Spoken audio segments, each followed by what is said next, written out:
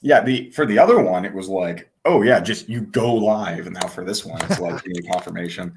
Like that's what I thought. I thought it was going to give me like an option or a confirmation or literally anything, but nope. Feels like it's out to get you sometimes. Yeah. This whole thing is. Let's see. Are we? Let me make sure that we're like going. Yeah, we are. Cool, cool. And there's 7 people here. Okay. So, anyways, IDK, what's up, man? Karen, how's Countess Karen? Sorry, sometimes I forget to say your guys' titles. A question to start things off. Do you both see the idea of self-fulfilling prophecies playing out in your relationships? Curious about the similarities and differences. You want to start with that one? Because I got to think about it a little bit. Okay. Both see the idea of self-fulfilling prophecies playing out in your relationships. Curious about. Right. I don't see it happening. I can see the idea of it happening, but it hasn't happened. It isn't happening. Gotcha. So wait. Do you mean you don't see it happening, or like? Right. I think I've done that thing where I have half a conversation in my own head and then expect everybody to know what I'm talking about. Oh, yeah. Right. So I guess like I suppose when you've got to like define some self-fulfilling prophecies, like, you know, am I going to go the same way in this new relationship that I did in the last one? Yeah. And no, I haven't. Not at all. But I think, you know, it's a post-therapy relationship, isn't it? And I don't know, I'm aware of my shortcomings, so to speak. I feel like what's it called? Like, well, for you with BPD and stuff, especially, you know, I mean, again, traits, but like not as full blown. Like the abandonment stuff, though, it's like, oh my God, they're going to abandon me, and then like the reaction actually drive to abandonment. Yeah, no, it's all down to the sense of self. That's it. Yeah. And I think once you're sort of comfortable with who you are and sort of comfortable in your own life as much as you can be, then that feeling of that fear of abandonment just fades away into nothing. Really? That's interesting. Yeah. I was what was I doing? I did my so I've just done my first episode of a living with BPD course, like a high Patreon tier. And the first lesson is that self-identity thing. Because without that, you've got nothing. You like, what are you working towards if you haven't defined who you are as a person and what you like and what you don't like and what you want, and it's all that shit. And it's just so important. And I was saying, you know, I never dealt with fear of abandonment head on because it's a tricky one. You have to be you deal with it by being okay with yourself. See, like it's so interesting because like I never really tied those together. Like not liking myself well, I guess I have now I think about it. It's like, oh, I'm worthless, so everyone's going to abandon me. But like the lack of identity itself, I've never really thought about it in terms of abandonment. But I guess it makes sense if you're like, oh, like I'm not even a real fucking person. Yeah, like, you just like me? And the two things sort of bring each other about because you're so afraid that somebody's going to leave you that you try and make yourself the person that doesn't get left, right? So you're just trying to be, you know, whoever you need to be to get somebody to like you and never leave you. So consequently, you never figure out who you are and what you like and what you care about because all you want to be is whatever this person wants you to be. Yeah. Yeah. And that's something I will always, because like in my relationships, I'm so like dismissive. I'm so like, well, I don't need you. Like, you're around because I want you around, right? I care about you, but like if you leave, I don't give a fuck. That's how I like try to present myself, at least. Yeah. Because I hate that idea of like somebody knowing that I need them and like genuinely value them. To me, that also I'm doing this for the rest of it because I just fucking hate the stay on. Damn it. I need my glasses on, but whatever. But yeah, fucking I wish I could articulate this better because I was like trying to explain to one of my friends recently and on a video, and I was like, if they know that I don't need them, I mean, if they know that I need them, they'll either use it against me or they'll leave me. I don't know why I think they'll leave me if they know that I need them, but at the same time, it's like if they don't need me, then they'll also leave me. Does that make sense? Yeah. It makes sense, but it's a lot of there's a lot of fear and self-doubt and a lot of sort of, I would say maybe projection in that. Oh yeah, like for sure. And it's sort of that I don't give a fuck if they leave is like the other end of the pendulum swing to please, dear God, don't leave. Whatever you do, don't leave. And you want to be in the middle bit. What I've learned is that it's not I don't give a fuck if you leave. It's, you know, I would be heartbroken, I'd be devastated if you left, but I know I would pick myself back up and my life would continue, and I that kind respect of your thing. boundaries enough to know that if you leave, then that's okay. Yeah. That, like, it's like you are your own person. You can make the decisions that you need to. Because ultimately, in any romantic relationship, the person you're meant to be with doesn't want to leave you. Yeah. So if someone reaches a point where Hopefully. they want to leave, then, you know, And it's one of those things. allegedly, they still care about you. It's just better for them. I don't believe that fully yet. I don't know. Mind you, I'm saying that as someone who had a big panic and you know, but that was a split. That was like a whole BPD kind of thing. And that's God, that the hoovering, that's what we do in BPD, where you sort of you split on someone, like realize this is a terrible relationship, I'm doing the wrong thing, all of that, and then you break up, and then the next second you realize what a shit decision you've made, and you need to go back, and you just back and forth forever. That instant regret is so palpable too. It's like, well, and like for me, it's such a tie between like me trying to convince myself that there was no regret, that I did the right thing, and also like in the back of my head being like, oh my God, I hope they reach back out and they like try to be friends again. I can't deal with them leaving me and stuff. Yeah. Have you ever seen Arrested Development, the TV show?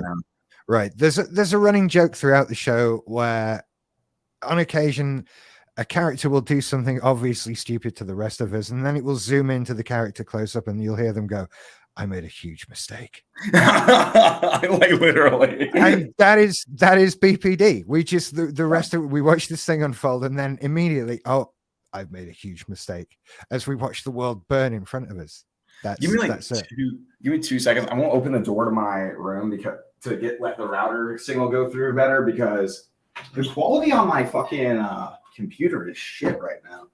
Like I'm watching like the stream and I'm like, oh wow, you can barely tell I'm a real person. It like for you, is it terrible? It's a little bit fuzzy. I think it's low res, but I think that might. I don't know if that's a thing setting.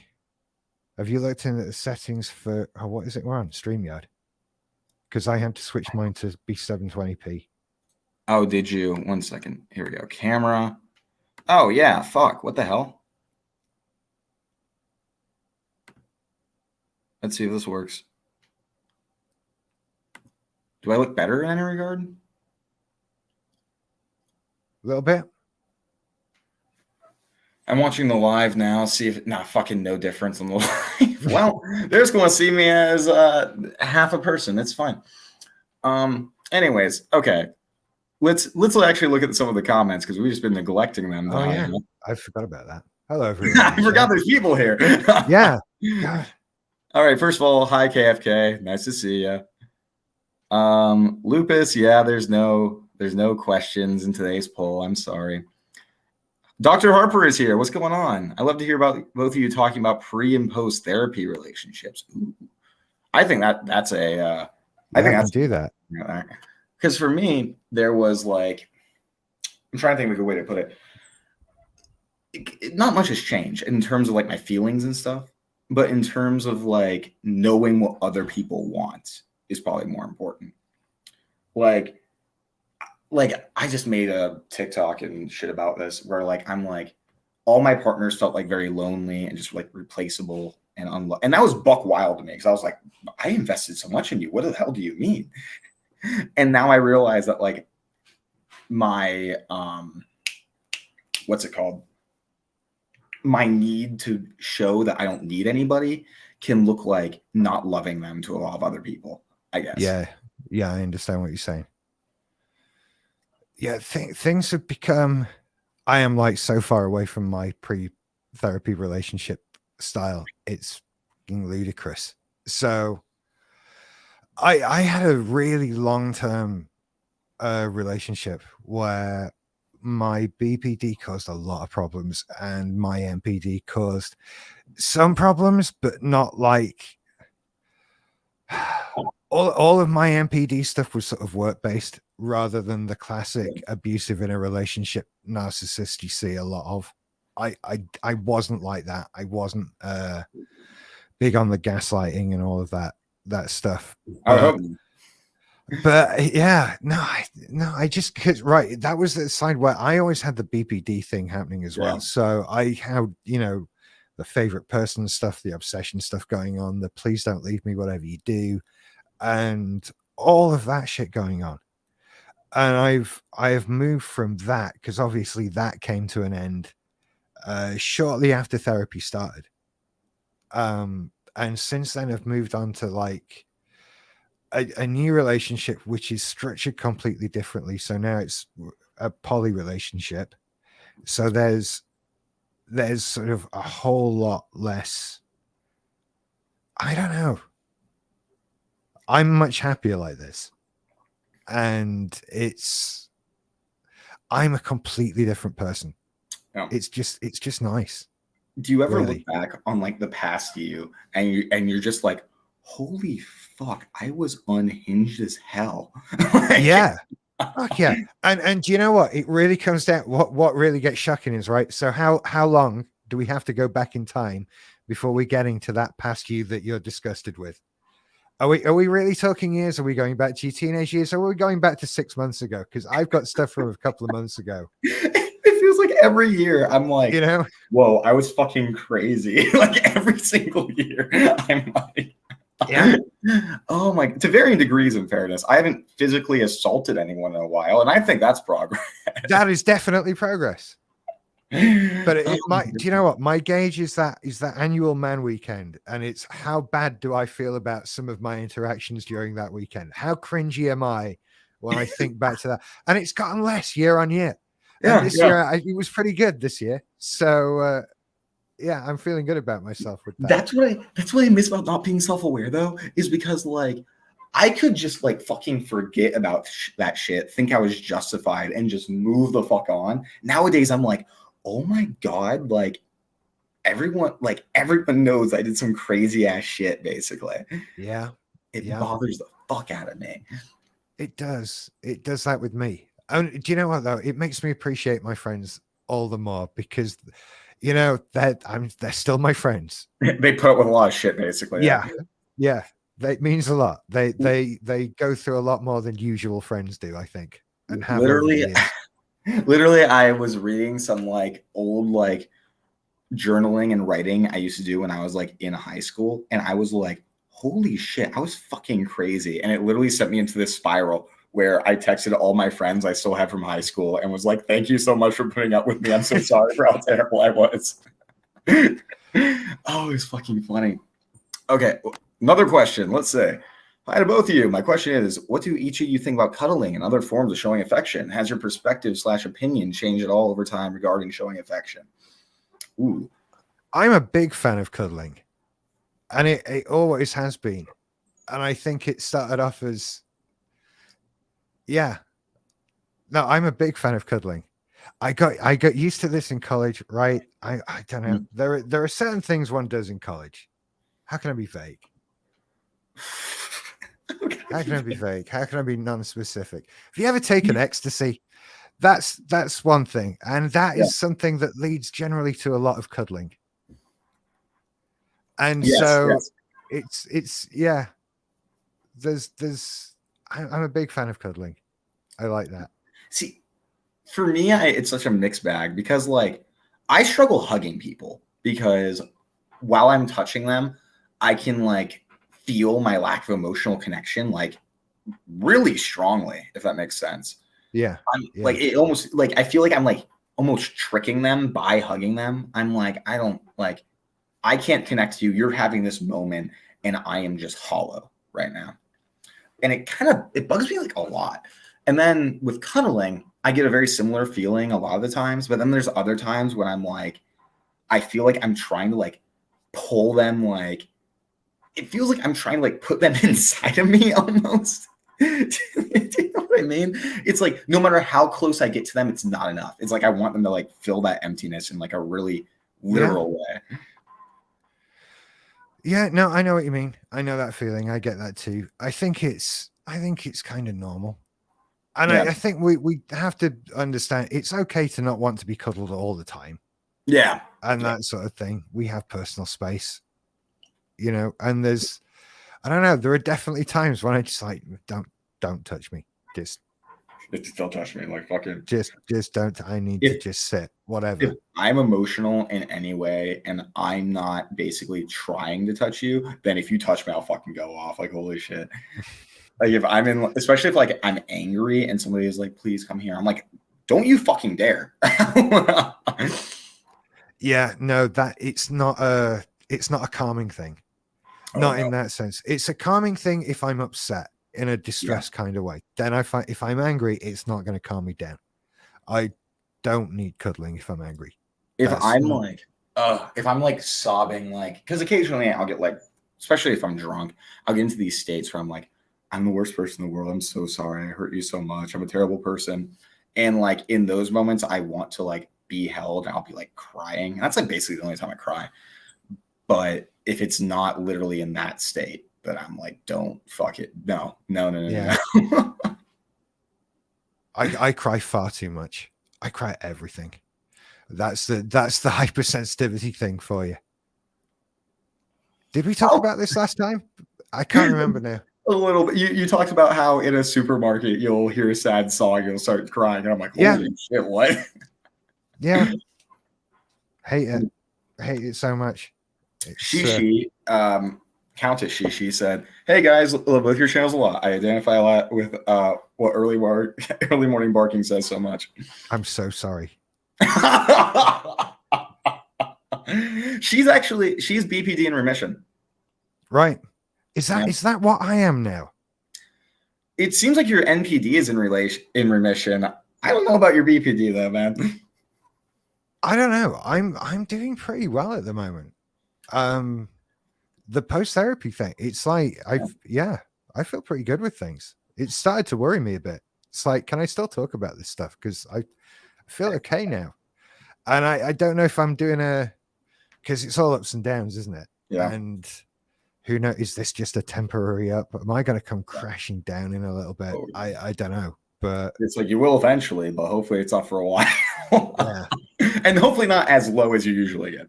that's the intention. Yeah. That's the intention. I feel that though, because I'm like, because like every time I have like literally in my personal relationships, I'll have like a healthy reaction and I'll be like, I'm not even a narcissist anymore. I'm acting normally right now. And that's the lack of like object constancy right there, right? We are whatever we're doing in the given moment. But like, oh my, like I'll even play, like this is bad. I'll even play up my symptoms in front of people sometimes just to prove to myself I actually have this disorder. Which when I say it like that, I'm like, oh shit, I am still pathological if that's my goal right there. Yeah, the wanting to prove it is in itself proof. I think it's one of those, isn't it? Oh, that makes me feel better about myself then, if that's true, which I think it is, because I do that. I found myself sort of driving along thinking about it, like how I must still be these things. I can't be better. I'm not better, and just like, yeah, and the narcissism side of things is, I don't know, it's all still there.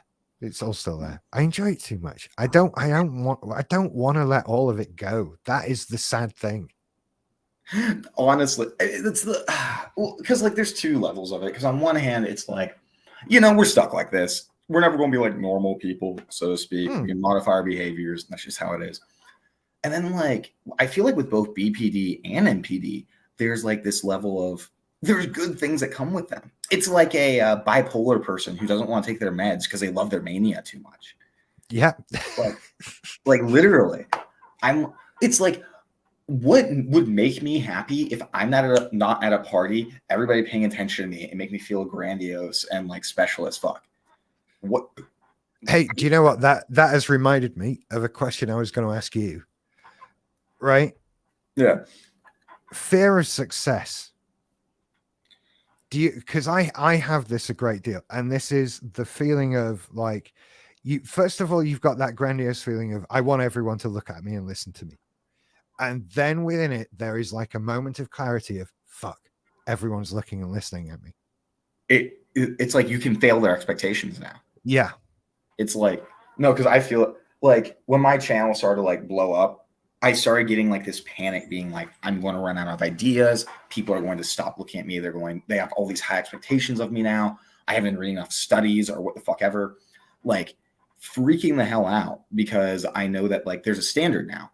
That like there's something that I have to surpass to make people like me or me to feel good about myself. And it's like, it's crippling sometimes. God damn it.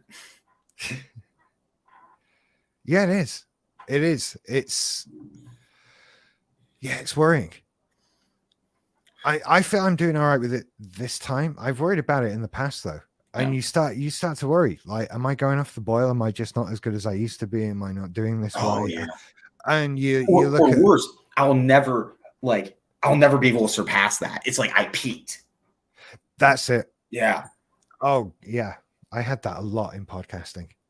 I had that a lot because the way that ended up working was we had this like monolithic, huge podcast at the beginning. And then everything since then was just trying to recapture the size and the audience of that original thing. And nothing ever did. And it was just forever living in the shadow of that big thing that you knew you could never get back. Honestly, it's like, I will look at my like most watched. Okay, because like what fucks me up is, do you know who HG Tutor is? No, you said you never looked him up, right? Yeah. Good for you. But because I made a video basically like going off about him because he's one of the worst people about narcissism out there, and it got like it blew up because like people are going to be looking him up and they'll come across my video. It got around. That's actually how she found me, funnily enough. But it got around 5,000 fucking views. And to this day, I'm like watching each of my videos being like, is it ever going to get to that point again? Is it ever going to, was that my peak content right there? Yeah. Yeah. No, I know the feeling. And I hate it. But it's just stuck there. It's fucking I think at the end of the day, you just carry on doing what you're doing. And you do as well as you do. I don't know. I don't know. Yeah. I don't know the secret formula for doing better. It's weird. Also, I just want to point out, Dr. Ruth Ann Harper, she got mad at me for calling her Dr. Harper later on, but she is very fond of your channel. I just wanted to show you that. Oh, thank you. Oh, that's funny. I'm like thinking about it. I'm like, oh my God, what if I stop growing? Like, what if tomorrow I stop getting subscribers? What if everybody forgets about me? Do you actually fear that? Like, that people like will forget about you? Like, not just fans, but like your friends and stuff like that? Hell yeah. It fucks me. That's that sort of area. That's where a lot of my MPD went, was to that. Like, it comes out as wanting like fame and notoriety, but what it really is, it's this fear of being forgotten. Yes. And you have to sort of get your head around the idea that very few people are not forgotten. And of the people that aren't forgotten, a lot of them are remembered for some very bad things. And like, I'm not gonna lie, that's tempting sometimes to go that route. That ends well. And even of the people who attempted to do some very bad things, only a few of them were able to do things that were bad enough to really be remembered. Yeah, and you don't want to, I wouldn't ever consider that road of doing it. But yeah, it's like this fear of like, I want to matter. Yeah. And because it's like, if you don't, then what is the fucking point?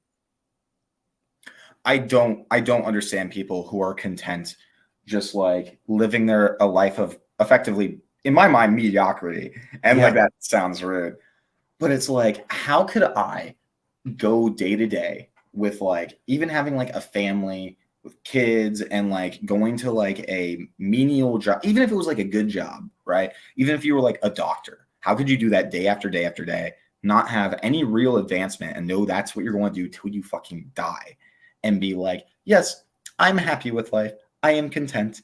That doesn't make sense to me. No, me either. I mean, you right. Doctor's not the best example for me because I would be happier with, that's doing something that makes a serious difference potentially. Yeah.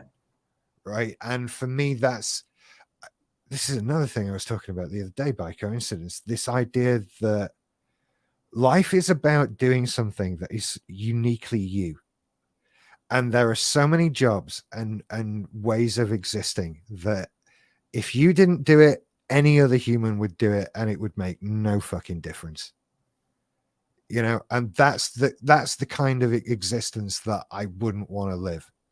That kind of doing something that really, if you didn't do it, someone else would turn up and do it, and no one, who cares? Just being a You know? fucking hog, basically. Yeah.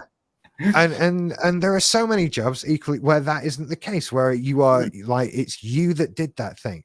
And, you know, like doctor, but teacher, and so many, like anything in social work and caring, and even things like, you know, entertainment. This is us. We do our thing like we do. Yeah, other people might make videos on similar topics or whatever, but no one does our thing like we do it. That's the thing, is that like, when it's something that you basically have, you can show that you have talent or worth or whatever when you do stuff like this. Like I literally go up, I have a friend who, I'm sorry if you're watching this, bro, but like he's been doing YouTube for like years, and he does gaming stuff, so that's kind of why like he struggles with it. But I have far surpassed him, and I'm like, this proves that like I'm special. I can fucking do this. Nobody else I know can. And that's the issue with it too, is that like objectively, you know, there's truth to that, but it's how the degree of importance that we put on it, that's pathological, more or less, that we value people based off of that. And I guess it's all down to what's important to you, because all of your friends are good at something that you can't do. You know, that. Don't say that. Yeah. It's you sort of like, everyone has something to teach you, and it might be more or less depending on the individual, but it's a good idea. That was a key sort of concept I tried to get my head around, and I'm not saying I always can live up to that and accept advice from everybody, and there are certain people where if they tried to give me advice, I would just laugh at them. Right. It's like, what are you talking about? You're fucking worthless. Jesus, shut up. You know, you know, that has been the bane of having to go into, like, while I've been getting like universal credit, and you have to go in and have these interviews every so often, and they're like giving you advice on how to get more YouTube subscribers and followers on Instagram, and you just sit looking at them thinking, dude, you work in the job center. What are you? Why are you a fucking expert on how to grow a YouTube channel? Right. Like, shut up. When just it's like a genuine issue too, because somebody might have a good idea, but like, because you're like, you got no fucking experience. What the fuck do you know? What do you know about this? Like working at the prison. Somebody, like, I remember like I was working there for like about a year at this point, and somebody who was like 3 months in tried to be like, oh, have you considered doing this? And I was like, you don't fucking have, like, you've been working here for 3 months. What the fuck do you know? What are you talking about? And like that immediate dismissal being, and like, we don't even consider, and like, I feel like we're more closed off to the idea than we would have been at the beginning, just because they're the ones that said it. And it's that hierarchical person thinking, isn't it? It's like, you're down in the ranks below me. This, you know, like, advice doesn't go upwards, it goes down, you know? So that's just how it works. Yeah. Again, the hierarchical thinking, it's something that I still struggle with, even just because I'm like, it feels so inherently correct. You know what I mean? Like, it's like, how am I supposed to say that there isn't better and worse? How am I supposed to say that there isn't like people who are superior and people who are lesser? I don't know why I did the opposite hands for that. And that we shouldn't value people based on that. And it took a lot of time for me to realize, like, okay, it's not necessarily the ranking, it's the structure itself and you I put on it that is fucky. I don't know. That's one I still struggle with, because I do it. I mean, I see people who don't do it continually get screwed over or make idiotic choices in life. You know, it's like, I fucking told you. Like, why aren't more people suspicious of more people? I think we'd be doing, certainly this country would be doing better politically if more people were more suspicious of more people. Like, it's funny because like here, my friends will be like, "Oh, this politician is corrupt," and I'm like, "Yeah, they fucking all are." Like shit like that. It's just like everybody's fucking out for themselves. Everybody's shitty, and that assumption can like do you a lot of favors. Like I don't trust anybody until they very convincingly prove that they're trustworthy. Yeah. That's it. And I've seen too many examples in my life of people going the other way with it and getting screwed over in some way. Yeah. And I was always the guy like, yeah, told you. Told you. Why would you trust that person? Why would you trust that person? You idiot. And it just every time. It's another, do you know what? That is another service at my narcissist business consulting firm. Apart from standing up at the back of meetings and saying, what's the fucking point of that? We're good at letting you know when someone's going to screw you over. Yeah, honestly. Well, yeah. Because it does get into sketchy territory because we do view basically everything as manipulation. Mm-hmm. Like literally everything. Like it's like, what's your fucking angle here in helping me move or whatever? But so many people have a fucking angle though. I don't think it's paranoia on our. Do you know what? It's one of those, like, if you suspect everyone of having some sort of ulterior motive, most of the time you're right, but you're not right every time. And it's those times where you're not right that you end up really upsetting somebody. Yeah, that's when you really fuck yourself. And it's the black and white thinking. It's like, it's not that. Yeah. Okay, a lot of people can have ulterior motives. It's everybody does. And like, I'm not convinced that not everybody does, but you know what I mean? And my problem, right? If I keep myself too suspicious, then I might offend other people. Okay. Yeah. But if I dial it back too far, then I might get screwed over. So I'm going to leave that one where it is right now. Yeah. It's like have a healthy amount of like skepticism towards it. Like you can have skepticism towards it and not act on it. And then, but like have like a little bit of, all right, holding myself back. Let's see how this pans out. And they can either prove that they were being genuine or prove they're a bag of shit, like I suspected. Also, we need to fucking actually answer more questions because I don't want to neglect the chat too much. All right. I like this one. Oh, come on. Show on the screen. Any suggestions or techniques on how you guys now control / minimize your anger? I'd love to hear yours on this because I still struggle. Right. Okay. Do you mean like as you're getting angry? Probably. Like it's difficult to do because it's all about grabbing hold of it, isn't it? It's when things start to get away from you, you need to be able to say to yourself, I am doing that thing where I get angry now and rage.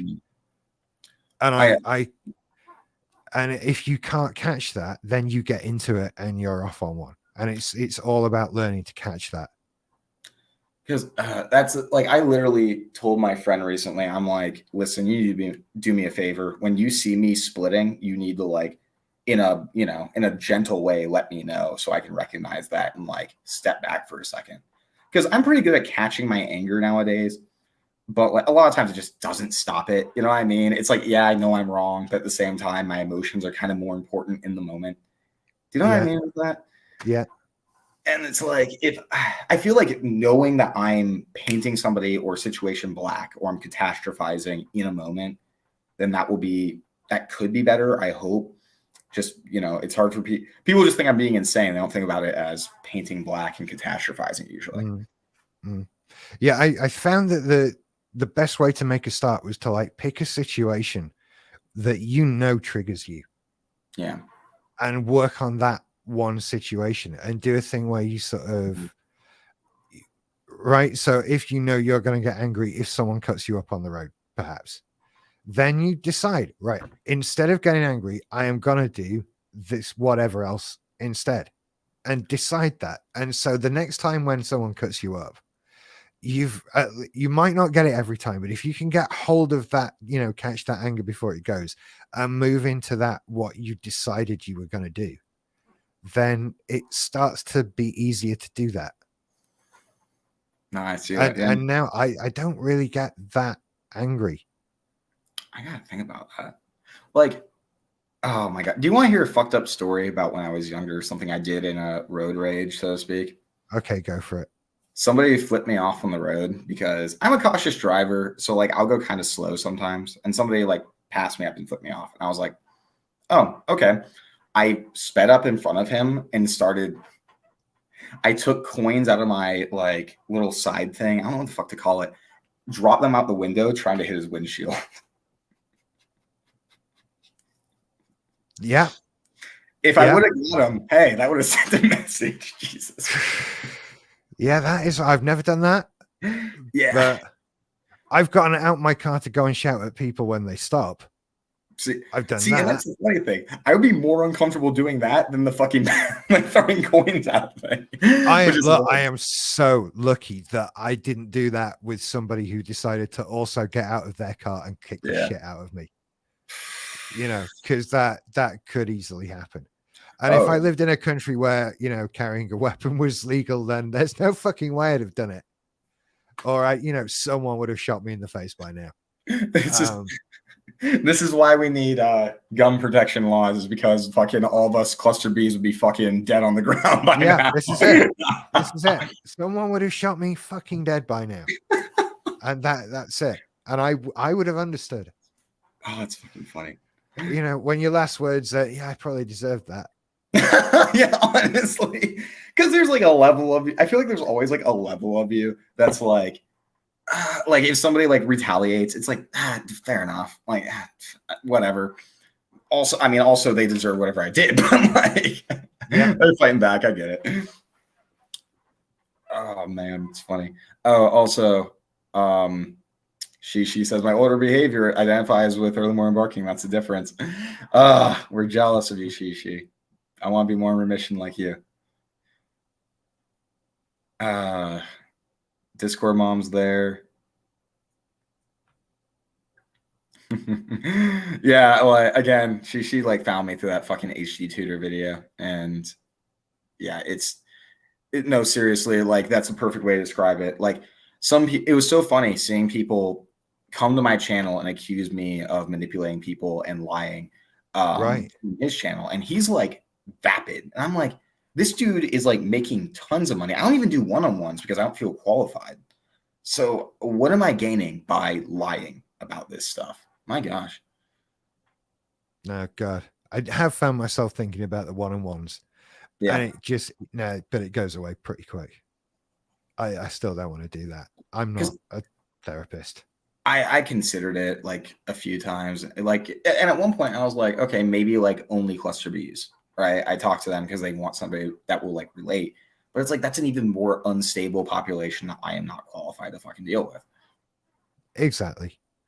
I could cope with it if it was someone a bit like me, but you don't know what you're getting. So no, I'm not a qualified therapist, and I shouldn't be like selling my time as a therapist. That's immoral and dangerous, I think. If you got money to fucking pay me, why don't you have money to pay for a therapist? That's it. That's what I think. Yeah, don't pay me. Go and pay someone who's actually qualified who can help you. Like, oh, this person can actually help you. It's like, I'm not going to be able to diagnose your fucking partner, and neither will a therapist, but go to a therapist. They'll help you more.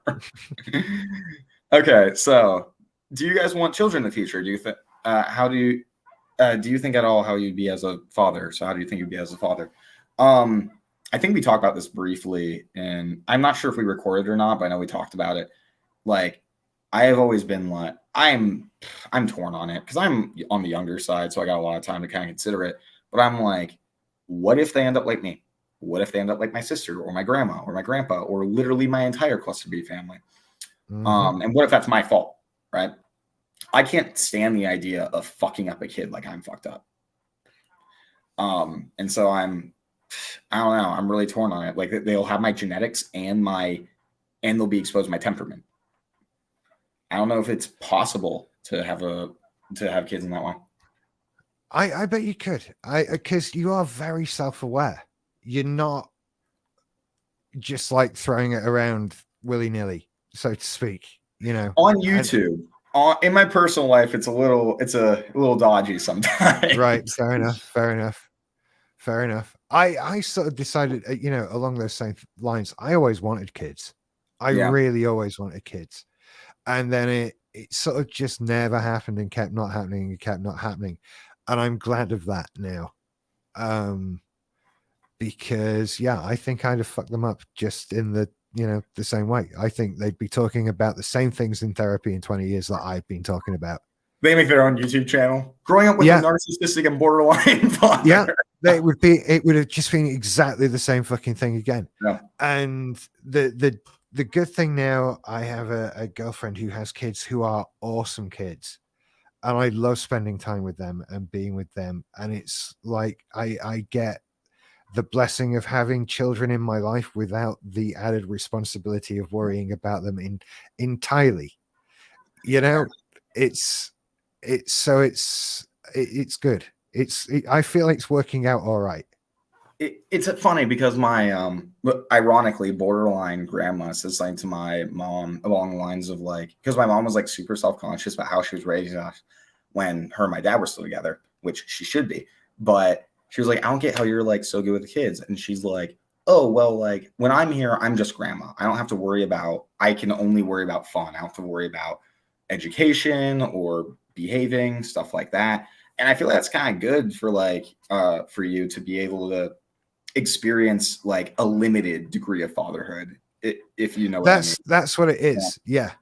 Like I know full well, and it's kind of taught me this thing as well. That I think if I were responsible for them in that way as a father, I still think I would be totally neurotic and worried about absolutely anything and everything. And I don't know that I could deal with it. And that's just like the neurotic side of it. Then there's like the worrying, deep emotional side of things. Yeah. Where I would just be worried about them constantly for the rest of their lives. Oh yeah. Or the rest of my life. And it's, when I think about how the feelings that I have surrounding just my dog. Right. And I'm going to assume that if it were my own flesh and blood child, will up those feelings by 1,000,000 and try and live with it. I wouldn't cope with it.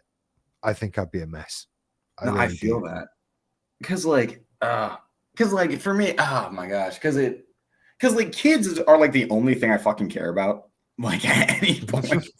And if I was like, it would be less so like what happened to them and more so how I was treating them. Like at any moment, I'd be like hyper aware of like, oh my God, what effect is what is this going to make this kid feel? Yeah. And the idea of getting out of control and shit, oh my God, I can't deal with that.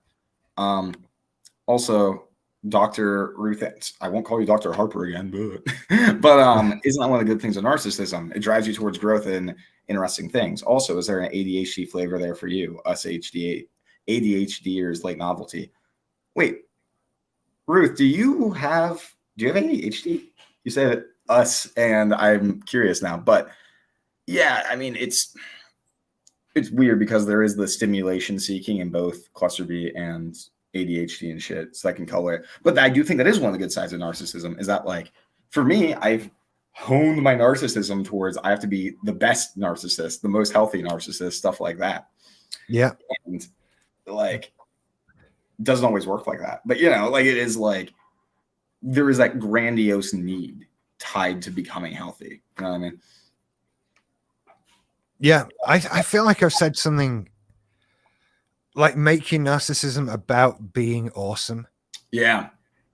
Like that seems to sort of work still. Like I can be the best healed narcissist. I can just be the best, nicest person and that kind of thing.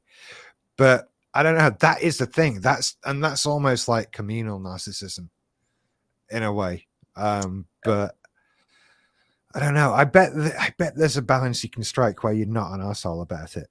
Yeah. And you can just be nice.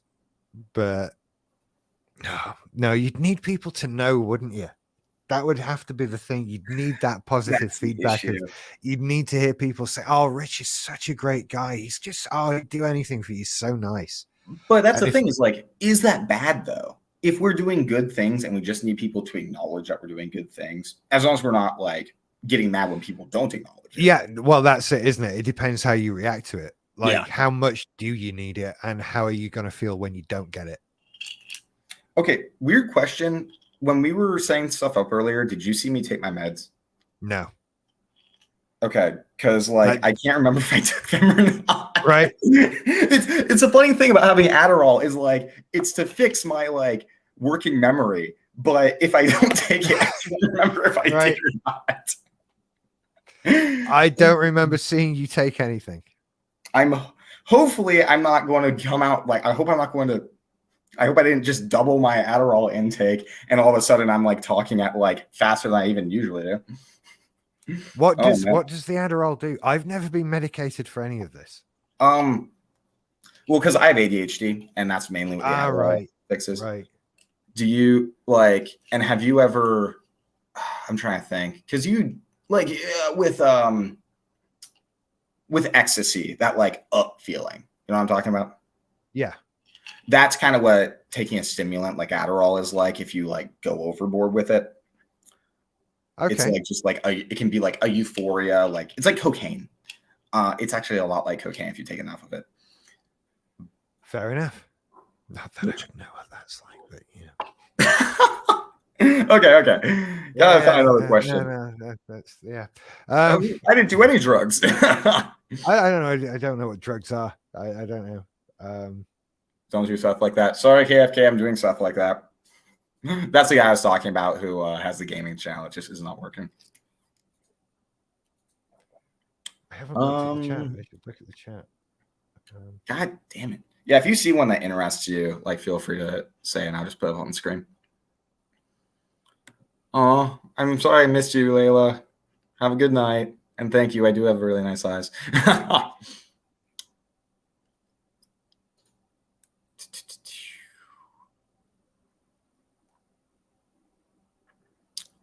Man, I'm so behind on the chat. I'm just going to the beginning.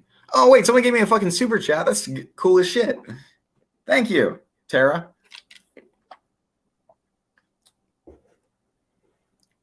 I guess I'll answer this because, like, they gave me a super chat, so I feel like I should answer their question. Do you trust your diagnosis? I feel everybody has a disorder if you look hard enough. I'm trying to get diagnosed by international as well as USA doctors. Okay. This could be a fucking video. No, I don't trust my diagnosis. Every day goes by and I'm questioning if I'm actually a narcissist. It's this horrible, horrible imposter syndrome that comes along with it. And I think this is a thing common in all cluster Bs and like what we were saying earlier about like me wanting to almost play up my symptoms so I convince myself I am a narcissist is like a very frequent thing because I'm like, what if I'm not? What if I'm not a narcissist and this entire thing is a lie? And I just conned everybody. And I think that the idea of everybody having a disorder is just because we fucking pathologize everything nowadays. What do you think? Yeah, right. So I've had therapy ends, and the way all of that worked is I originally went to my GP. My GP referred me to a specialist for a psychiatric evaluation. Mm-hmm. He referred me to the people who were running the group, who then gave me group therapy for 3 years. Now that's come to an end. The people who gave me group therapy for 3 years sent a letter to my GP about his original referral and sent me a copy of the letter. Okay. So this week I have read what my therapists after 3 years of therapy have said to my GP, who originally, and it reminded me, referred me for depression. Okay. And basically it was one side of paper, long letter, saying you referred Richard to us 3 years ago for depression. Yeah. Since then, we treated Richard for all of these things. And they just list off a description of BPD and a description of various narcissistic traits and things like that without ever saying, and he had BPD. I'm like literally just the symptom criteria just listed off. It's all there. You read it, you read what I went through, what they treated me for, what they said had changed, and you go, but that's BPD. And they go, yes, literally. And they'll be happy for me to think that. But they aren't going to say it. They are not going to write that on a piece of paper and say that. like literally my with my therapist, she's acknowledged I have NPD, but she was like, I'm not putting that on your record though, because that's like that can fuck you up. And I'm like, okay, that's cool. Like I guess I don't really Right. care. Because like people don't want to give out that diagnosis because of the how narcissism is stated nowadays, but also just because of the complications that comes with giving somebody that diagnosis, especially in Europe. Yeah. So there's just no diagnosis officially at all. But I compare it to someone just describing a car and right, well, it's not a car, it's just a vehicle with four wheels and four doors and an engine at the front and a windscreen. You mean a car? No, not No, no, necessarily. Could be talking about anything just because it's got a steering wheel and a gear stick and some pedals that make it go and stop. You mean a car? That could be one way of looking at it. It could be, but and you're like, just fucking say car. Yeah, like, dude, stop being around the fucking bush. Holy shit. It's like, no, it's a truck. I'm like, oh my fucking God. Like, well, that's just it. They don't want to write car in case it is a truck. Yeah. And then I can go, hey, they said car and it's truck and that kind of thing. Also, got super chat from Layla. Sorry. Stuck around for that. Hooray, time to sleep. Oh, thank you. Thank you. I love you. Everything is great. Oh my gosh. Okay. I'm trying to see. God, you guys aren't talking anymore. There's like fucking 40 of you guys here. What the hell do you mean? Okay, here's something. Do you trust your... Oh, wait, no. I just read that one. I see it on my computer that there's a new thing. Okay, here we go. I didn't even read this before I put it on the screen. Question, when you guys are offended by something. Okay, I was like, right. sensitive and acting like you don't care by being dismissive, even though you do care. What's the best way to approach you in that moment? Fuck. Oh, that's a good question. See, that's the thing, is that like, I'm not sure if you can, because you don't know if I'm actually being dismissive or if I'm acting dismissive. You know what I mean? Yeah. Like, somebody could say something and I could be acting dismissive and desperately want them to like pry into, like, especially if I'm trying to talk about something vulnerable, right? I'll be acting like pissed off or sad or whatever, and I desperately want someone to ask me how I'm doing and ask me if like, oh, are you okay? What's going on? And I'll be like, no, nothing. It's like, oh no, like what's happening? And I'm like, and then I can be like, oh, well, since you insisted, I can now tell you. Yeah. But then there's the times that I'm genuinely like, no, piss off. And so honestly, I'm not sure there is a way to do it. No, if I'm being, if I'm in it, if I'm doing the, I don't give a shit anyway kind of thing, then I just need to come back to it later. Yeah. And I'm at the stage now where that time is shorter and I don't go as far away from things anymore. But yeah, I don't know. It's best to just let me burn myself out. That's the thing. Like, and I feel like going about it in the way of like how to approach it when they aren't communicating, basically. It's like, you shouldn't approach it like that. You got to basically be like, you have to communicate your needs to you. If you have to communicate your needs to me. If you aren't, fuck it. You aren't going to get the support or validation or whatever the fuck you need. Mm. Yeah, that makes sense. That's how I view it, at least. Oh, all right. Have you ever made up stories to tell your friends about something that you've experienced? Yes. Fuck yeah. Oh God, yeah. Like, it's not even a question. I mean, like, yeah. So much. I will say not for a long time, but I used to do that a lot. Yeah. It's like, I mean, because like, it's weird. Because like, for me, it's like, well, like, for a lot of times, it's like, well, I would have done that. If that makes sense. It's like, yeah, like, I mean, I didn't do it, but like, I could have, and I would be capable of doing that. That's what it is. I'm capable of doing that. So like, I basically did it. Yeah, that's it. I imagined it. It would have been cool if I'd done that. So you weren't there. Who's to know? That's the thing, is also, like, if nobody knows, then that just is reality. That's it exactly. Reality is what I say it is, as far as you're concerned, and that's it. You'll think what I want you to think, And so definitely if I made up stories to tell my friends about, hell yeah. And do you know what? There is still temptation to do so. There absolutely is. And especially when you're wanting to do like, I'm told this is an ADHD thing. I don't know, but I'm told it is, that there's a desire to sort of, when somebody tells you about something they've done, you want to tell them the story about the time you did that exact same thing. That could be. I mean, I don't know. ADHD, so who fucking knows? Maybe I just spent too long on ADHD, YouTube, and Twitter, or something like that, or it's TikTok poisoning my brain. But I would find myself most commonly like, if you want to relate a story and you haven't got one, then you just make one up. Yeah. You know, and there's still temptation to do that. And I have to consciously think, no, don't do that. But yeah, it's still there. It's like, for me, it's all like, often like nowadays it's like knee jerk too. It's not even like I'm like coming up with some master plan to like tell this convoluted story. It's like, I'll just start telling a lie for no reason. Mm-hmm. Especially if someone like asks me, like fucking I bring up this example every now and then. I will like start talking about something that I know, and I watch in like a YouTube video, right?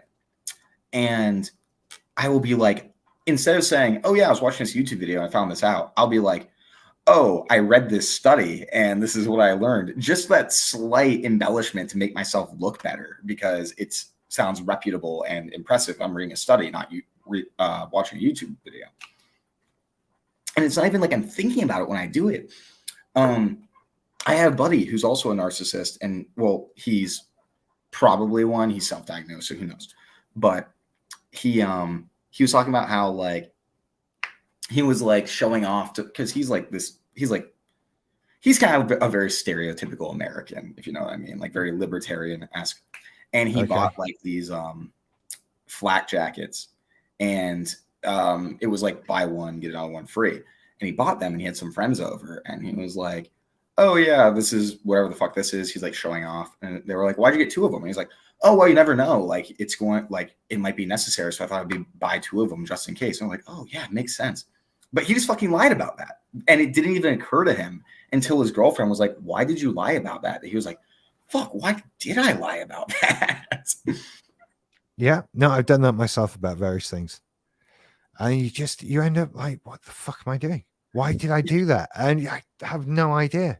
And then it's like, you can't correct yourself afterwards.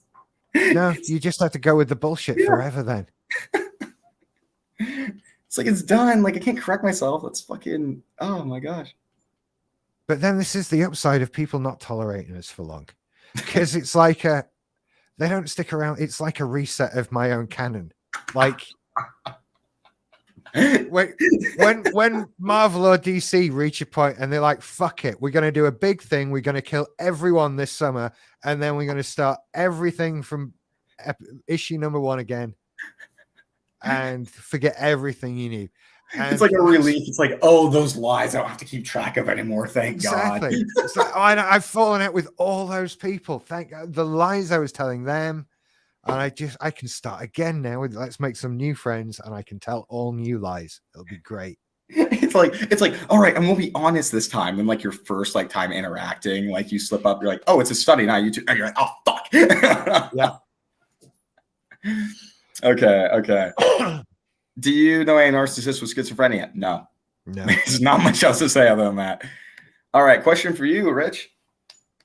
Do you usually have relationships with other cluster Bs or not? I've not, to my knowledge, ever had a relationship with anyone with a cluster B personality disorder. I don't go seeking it out or anything like that. Gotta get a borderline. Yeah, no, I that's a thing. No, I don't. I wouldn't ever like go seeking that out. And I wouldn't want to be with someone who is too easily manipulated. Yes. Right, which goes against sort of the classic, I think, narcissist in a relationship thing. Well, the narrative, yeah, that we're out preying on people who are just easy. I want someone I can just take control of and manipulate. Do I fuck? I don't want that level of control over somebody. Quite frankly, I don't want the responsibility, and that's boring. If somebody's not like fighting against me, like what relationship is that? Yeah. One thing I love about my girlfriend is her ability to give me the finger and say, fuck you. She's very good at it. And I enjoy that immensely. I don't want someone that just like does what I says, whatever. I don't, that's weird. I was once in a relationship with a girl who was like very submissive in that way. I would literally try to bait her into like fighting me on things because I'm like, I don't want to just be sitting here with you agreeing with everything I say. Like, I'm trying to think of why I even want that, but I do. I want them to fight me. I mean, it's probably part of the boredom, but Yeah. No. And in fact, it has been a thing as I've, in dating, when you start talking to people and you realize just how easily you can manipulate them. And it's in there. It's such an immediate turn off. It's so boring. And like, that's part of the issue though, is that like, we are so prone to manipulation and we tie grandiosity to that manipulation. It's like, oh man, we're so good at manipulating people. Like, fuck, we're smart. When in reality, if you have facts somebody else doesn't, you can manipulate literally anybody. Yeah, that's true. There's it's nothing not easy. Special about it. I mean, yeah, it's not hard. And there are more people who are more gullible, so to speak. But like, I strongly believe manipulation is a tactic that everybody can do and everybody does and can be equally as competent at it as anybody else. That being said, I am the best manipulator, but oh yeah. But that's the BPD. I don't know if I could last in a relationship with someone with MPD. I think maybe it can go okay for a while depending on the individuals, but I think eventually it just look at all famous couples. Right. All of them. Every actor that married an actor, every famous musician married to a model, all of them. No, they can go for a bit. And then they make, special shows going, look at the top 5 celebrity couples that have actually stayed together like regular couples. Yep. Look, Tim Robbins and Susan Sarandon are actually still married. And that's it. Goldie Hawn and Kurt Russell. The rest, no one. Wait, hold up. Some people are saying that they can't hear us. One sec. Did I click something? Oh, sounds fine on their end. Okay. Okay, they're fine. Sorry. I just backed there for a second. All right. But yeah, like fucking like, I mean, it's funny. I actually read a study, an actual study, not a YouTube video, that showed that people in narcissistic relationships who are both narcissistic are actually happier than if they were to be with a narcissist and a non-narcissist. Right. Okay. Because it enforces their own grandiosity, right? They're both including each other and like, we're the best thing in the world. We are so smart and pretty. Of course. Of course. And 1 second, continue on that. I'm going to go turn on my light.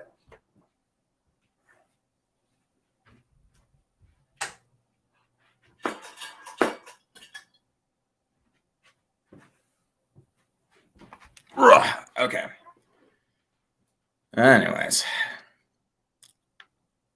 All right, let's see who else we got here. What other questions and shit? Who is it? Okay, this one's interesting to me. So, how can I make a narcissist leave me to go away? Have you tried leaving him first? Or trying to leave him first? Because literally, I'll be like, you can't leave me. I'll fucking leave you. I don't give a fuck. Whatever. I don't know. Right, the best way to get a narcissist to stop caring about you is to give him nothing. Yeah, it's that grey walling stuff, isn't it? Just like, yeah, give us nothing, and we've got nothing to work with, and we lose interest and go away. I think. But if you're talking about, I'll probably go on an angry rant and then cut you off, but like I will leave. Oh yeah, there'll be a kicking up and a tantrum and that sort of thing, but then eventually we get bored and leave. Unless, you're talking about you just want someone to break up with you, then in which case break up with them. Right. And like, not to mention like, because like I hear things about like stalking all the time, right? And so I was like, I got to read some studies on this. I got to put this, because I would never stalk, because Not even because it's stalking, but more because that's pathetic. I'm like chasing after this person that doesn't want me. Like, what the fuck? Yeah. Which is kind of a fucked up way to look at it.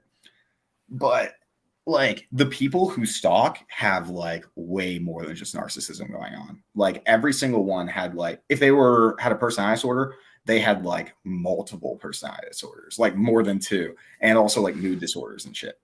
Yeah. And then the other ones were like schizophrenic. So I suppose I've definitely never stalked anyone.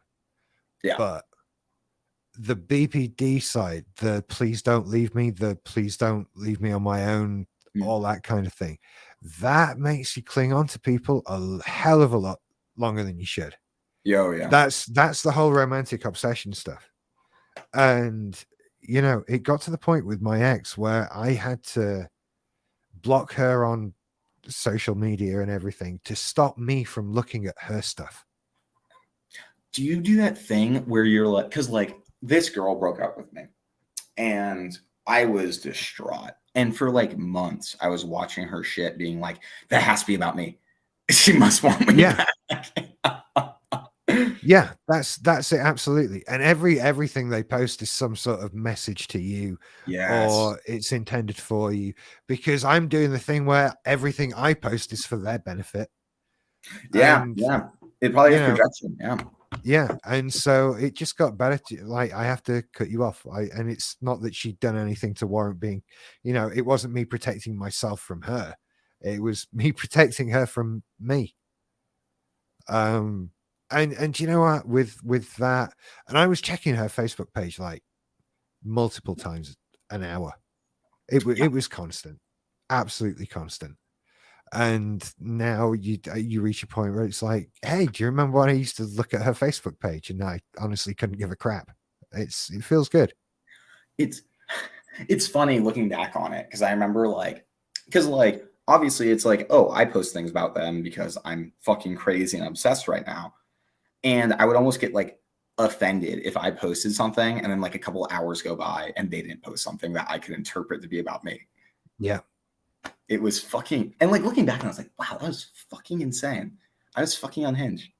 Yeah. It's another thing that makes me feel glad that we didn't have social media when I was a teenager. I'm jealous. Fucking hell. Man. I cannot imagine what that was like. I mean, for me, it was like a constant paranoia, mainly.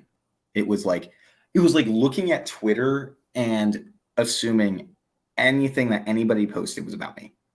Right. That was the fucked up portion of it. It was annoying. Also, Dr. Harper said they do way better in a relationship if the other person has strong boundaries and they'll lovingly stand up to you. Agree 100%. Also, gotta say hi to, hey, what's up, TJ Tampa? She's one of my long-term fans. I had to say hi. Anyways, let's find a real question.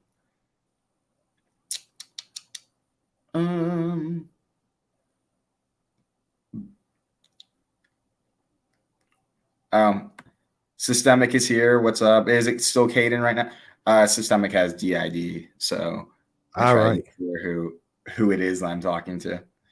Pretty sure it's Caden based on the text, though.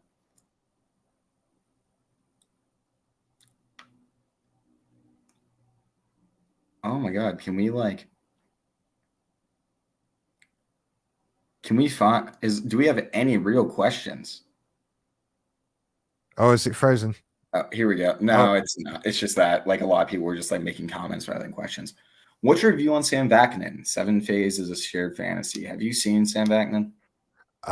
No. Everyone keeps asking me if I've seen Sam Vaknin, and I don't. I tried watching one and it was boring as fuck, so I turned it off. I mean, he just looks at the camera and rambles for, I guess I can't really talk in that regard, but neither of us can. He just talks and rambles and like for an hour about the same shit. But Ruth, if you have opinions on Sam Vaknin, love to hear them, because you know she's a clinician, so I would love to hear that. But I'll look at 7 Phases of shared fantasy. Because here's the thing, he like poses himself as like this narcissism expert, and he's like Professor Sam Vaknin, but his fucking degree is in physics, and he has some really good, every now and then he'll fucking have a banger, where he actually cites some articles that are super reputable, and he'll make a video about it. And I'm like, whoa, this is like really educated. Then 90% of the time, he's fucking ruled by his own grandiosity, and it's pathetic. I can only find his YouTube video about it. Yeah, fuck. I'm pretty sure he puts the entire like Well, it's 46 minutes long as well. I'm not watching. Yeah, exactly. Sorry. It's like I don't want to fucking watch that. It's nothing personal, but I'm sure it's very good. Whatever. I don't know. I'm not 46 minutes, man. No. Well, his shared fantasy shit is like, and like looking at it through a different lens, I get it. And it's like this whole thing of like, oh, basically including somebody else in the grandiosity and making like this narrative based around the grandiosity. Right. And I'm trying to think of a good way to put it. And like basically making the other person as delusional as the narcissist is, kind of. That's kind of what it. I might be wrong. Somebody can correct me if I am. And like I kind of get that, but like the term shared fantasy, I disagree with, because for me it's like this is a person that has a role in my story. You know what I mean? Yeah. Yeah. I don't know. I might try. No, I'm not going to try and watch him. Fuck it. I'm just going to do that. Oh, I might try and watch. I'm not going to. I'm pretty sure he has the entire like script in the descriptions most of the time. You could probably just read that. And I read them and I was like, whoa, this is way fucking shorter than the video itself.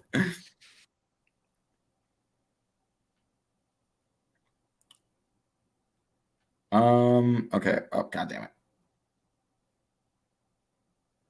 Just don't do it. I'll spare myself. Yeah, I will. I'm not going to. Okay. So main issue is that they are their own person. They can't get rid of a narcissist the same way you get rid of another. It's not spray that you buy. That's it. It depends on what they're obsessed about. And why and what kind of person they are and who they. Because look, for some of us, you could say the best advice is call the police, lock the doors and windows, stay in the house, call the fucking police. Right. And others, it might be like a text saying, just fuck off, will you? Might be enough. You don't know. So if somebody said to me, hey, fuck off, I don't want to talk to you anymore, I would have a rage and like send an angry text back, then I would never talk to them again. Yeah. Like, honestly. And it's like, you can't, that's the thing, is that like, again, Layla's right. You are your own person. Everyone's going to have different reactions, narcissist or not. We're not this homogenous block. Maybe that person might fucking, like you say that to somebody, they might fucking stalk you. Yeah, exactly. But for a lot of, if I had to do a general rule for it though, it'd be like, tell them to fuck off, and then they'll probably get angry and then leave. That's basically it. That's the best thing to do, I think. Do you want to do your little? You can do your little intro right here. Oh, what's my diagnosis? BPD and MPD. That's it. It's a fun mixed bag. It is. I mean, it seems like hell from the outside, in fairness. I don't know. It's so quiet right now. It's almost peaceful, but it does bring about that imposter syndrome. Yeah. A little bit. And I kind of miss some of the narcissism a little bit. And yeah, but it's I don't know. It's not too bad at the moment. I was going to say, it's not too bad overall, but I'm forgetting the times that I nearly wanted to kill myself and various things like that. It got pretty fucking bad. I'll be perfectly honest. It was rough. That's actually a good question I have for you. If, let's say that you could have gotten rid of one of your diagnoses, and not just the diagnosis itself, obviously, but like the disease, like early on in your life, which one would you get rid of? Oh, the BPD. Without a doubt. If I only had to have one, I'd pick the narcissism every time. Well, but like what I always envy BPD about is like they still can connect to people. Yeah, but they're in so much pain. You have that bonding to people, but it's not necessarily a positive bond, because it's that obsession fearful bond. It's every connection is insecure. Yeah, fair enough. Yeah. You It's know, like it's a bond, but it's like equally as distressing while being a bond. yeah, absolutely. The bond is in itself a cause of stress, and so you're just in so much pain all the time about so many things. And that was the thing that put me in the suicidal ideation. Was I didn't want to be dead, I just wanted this pain to stop. It's like chronic pain, but in Yeah. a mental health kind of way. So yeah, I would pick narcissism every time. And plus I'm very sure the BPD held me back from that big push of self-belief and drive and determination that I feel like I could have had from it. I don't know. And I do want to point out, while we're talking about this too, is that like, with NPD, there is like a very similar level of distress a lot of the times, even if it comes from different places or it's under very specific circumstances where like, it's like, oh, I'm not doing as good as I think I am. Oh, I lost all my friends. I have no attention, et cetera, et cetera. It's just like, we do have more stability though. It's like, we'll have periods where we're fine. That's it. It's yeah, the BPD, it's just the emotional instability with it. It's that constant just down and feeling various bits of pain for various reasons. I wouldn't wish it on anyone. Yeah. And yeah, that's the one I'd get rid of if I could only get rid of one. Definitely. See, it's funny because like I'll say like stuff like, oh my God, I wouldn't wish my disorder on anybody. But at the same time, I'm like, no, I want everybody to have like a day where they know what it's like. Yeah, that would be good. That would be good. If only we could do that. You can do that for other disabilities. If you want to find out what it's like to be blind for a day, you just put on a fucking blindfold. You're good. Put on a blindfold. It's fine. Plug your ears if you want to hear if you want to see what it's like to be deaf. Sit in a wheelchair for a day. Or if you can do that, you can do that. But you can't have MPD for a day, can you? No, you can't. It's so hard to like, because like I think this is why I sympathize with like people who are like on the autism spectrum a little bit, is because like they have a completely different way of thinking. And and they'll explain shit to me. I'm like, I got no fucking clue what you mean. Like, what the fuck are you saying? And it's similar with our shit though, because we do think in a different way and we suffer genuinely. And people look at it like, oh, that's for attention reasons. Oh, you're just being dramatic. Oh, like what the fuck ever, which is distressing for us, obviously. But but it's like, there's no way to like completely put somebody in our shoes and understand like the extent that emotional dysregulation can be just as disabling as like a genuine disability. Indeed. It's not fun. What would you rename BPD to, if anything? Oh wait, where's that question? Is that a new one? Oh fuck. It's a few lines up from the bottom. Trying to find it. You can talk about it. I'm just trying to find it so I can put it on the screen. Well, I mean, technically, it was renamed to emotionally unstable personality. So it's EUPD, which isn't as easy to say and isn't as recognizable as BPD. But borderline personality disorder is a shit name because it makes it sound like you've almost got a personality disorder. You're on the borderline of having a personality disorder. It's like, oh, if you were any worse, if you were just a little bit worse, you'd have a personality disorder, but you haven't. You're just borderline. And I hate that so much. So anything would be better. Sad personality disorder would be better. Loves my partners too much, personality disorder. Yeah. Anything would be better. Anything at all. So yes, I would rename it in a heartbeat. Except to what they've renamed it to, which is just awful as well. Yeah, because it's like that doesn't roll off the tongue.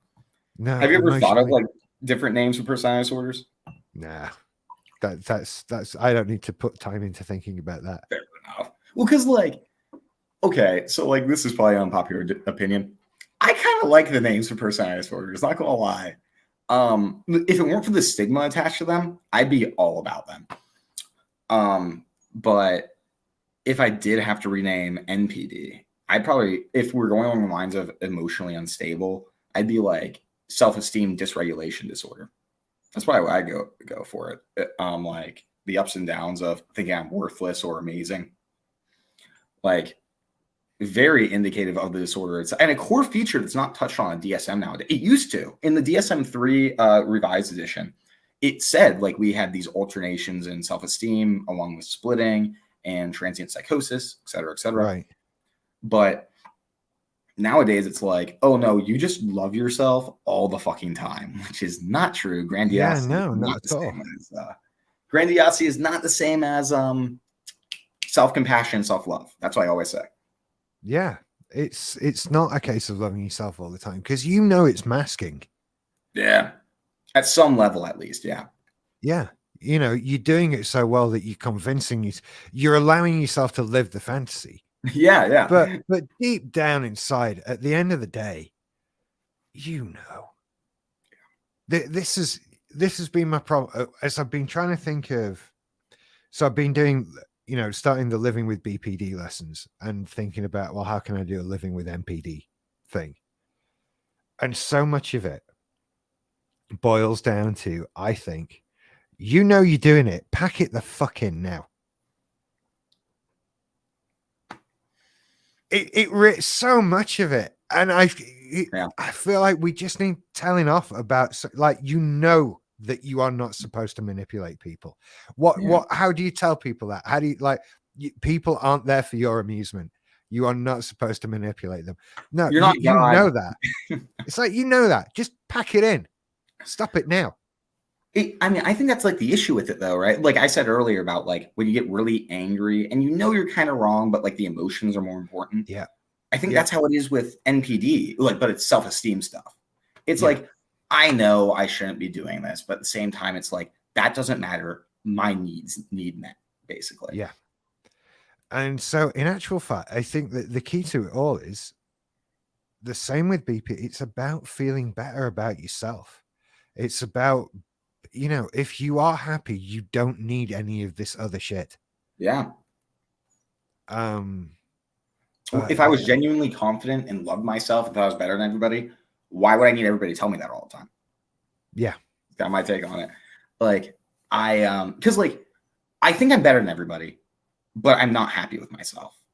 I hate myself.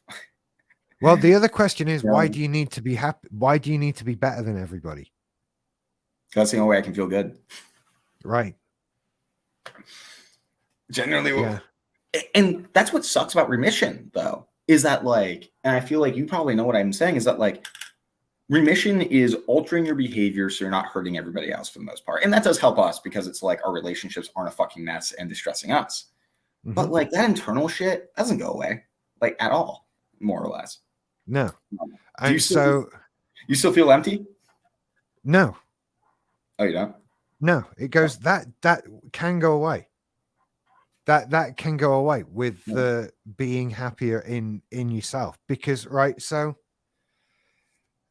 and this was part of the process. So everything that I put up as narcissism, all that masking, all that front, was self-defense, because inside I feel like garbage, and I know I am. I know where I think I'm failing. I know what I think I'm shit at, and all of this, and I put up this barrier in front of the world to try and make the people think I'm better than I am.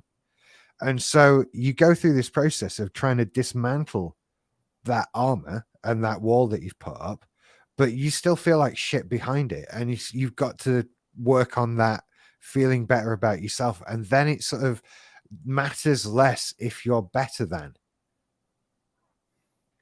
because you're doing anything you do, you're doing it for you, for your own happiness and well-being and that kind of thing. I'm saying that more about the BPD stuff because, to be perfectly honest, in the MPD world, I'm still feeling that need to be looked at, to be seen, to be whatever. I mean, that's it. Like, you know, guess what the most stable symptom in NPD is over a 2-year treatment period? Well, Which one? Need for admiration. Yeah, need for admiration. That's does not go away. Like, yeah. Period. Because it's like we all need somebody to prop up our self-esteem. But interpersonal exploitation is the biggest one that goes away. So yeah, pros and cons. And so yeah, I still have that need for admiration. That is definitely still there, but it's significantly toned down, and I don't need like the adoration of the planet Earth anymore. Yeah. Because that was a thing for a bit, you know. That was a thing. When you talking about like, oh, your podcast going to turn into basically this media conglomerate. Fuck, that's relatable. Oh my God. Yeah. Literally, even now, I'm like, oh man, I'm going to go from narcissist YouTuber to like, my goal is literally going Jimmy Fallon. Like, yeah. That's the way it goes. And you know, God, it goes beyond that. I mean, things like watching the Queen's funeral a couple of weeks ago and being a bit pissed off that when I die, that's not going to happen.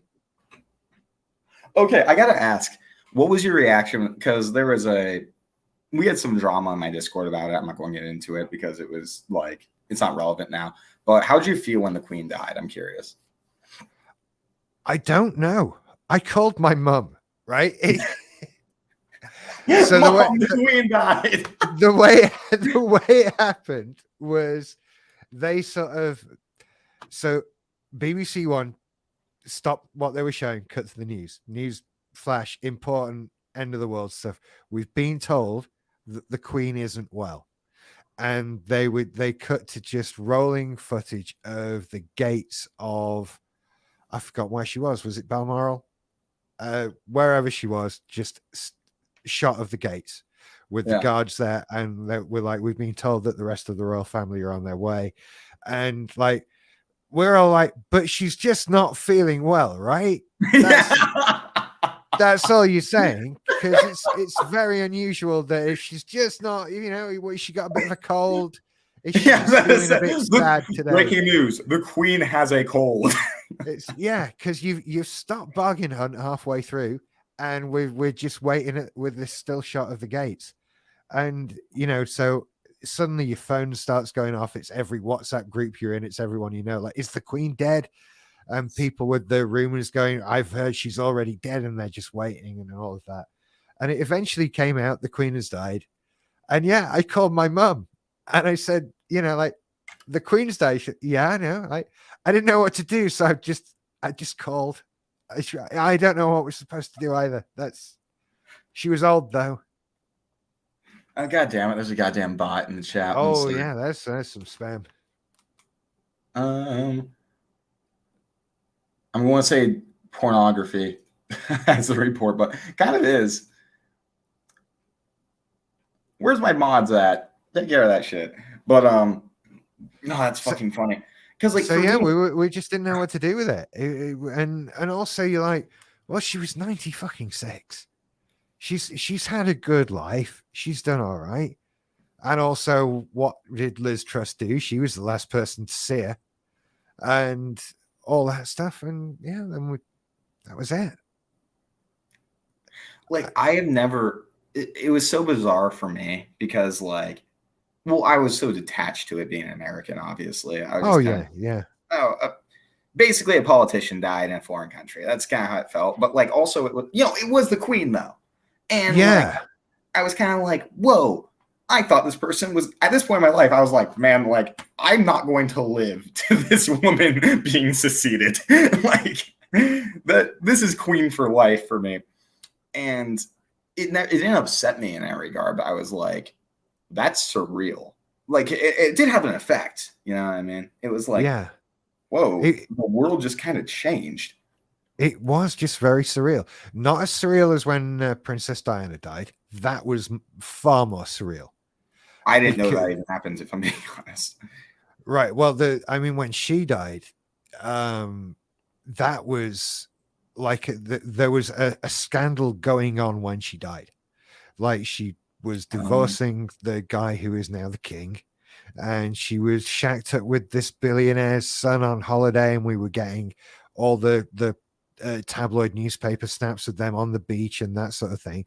And then one day at like 2 a.m, she died.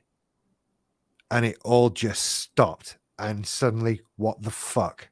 So And so it's like this is the thing that the papers are talking about nonstop, more or less. Like it's all you're hearing in the news. yeah. And then dead. And then she died. And she died running away from paparazzi that were chasing her through a tunnel. And this sort of thing. And then all the stuff that comes from that. And there was all the confusion of, well, is she still a princess? They're getting divorced? That, you know, all this stuff. What? And people fucking adored her. She was so loved, you know, and actually was a royal family member that did shit and made a difference to stuff. You know, in the 80s, like news footage of her hugging an AIDS patient was, God, that was groundbreaking stuff. Yeah. And so when she died, that shook everybody for a lot. But when the Queen died, this is a 96-year-old woman who's just, she's getting very, very old. And we know for months she's not really been doing anything. And so it's like, okay, she's died now. And there was nothing particularly tragic or anything about that. It was like, how can you be surprised when this woman has reigned since like World War II?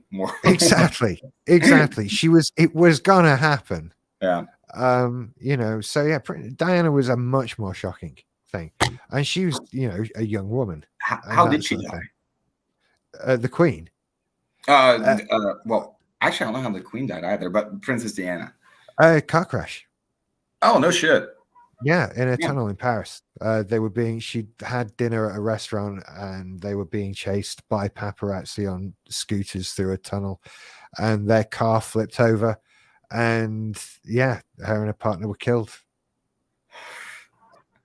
in the middle of the night. Yeah. That's fucking.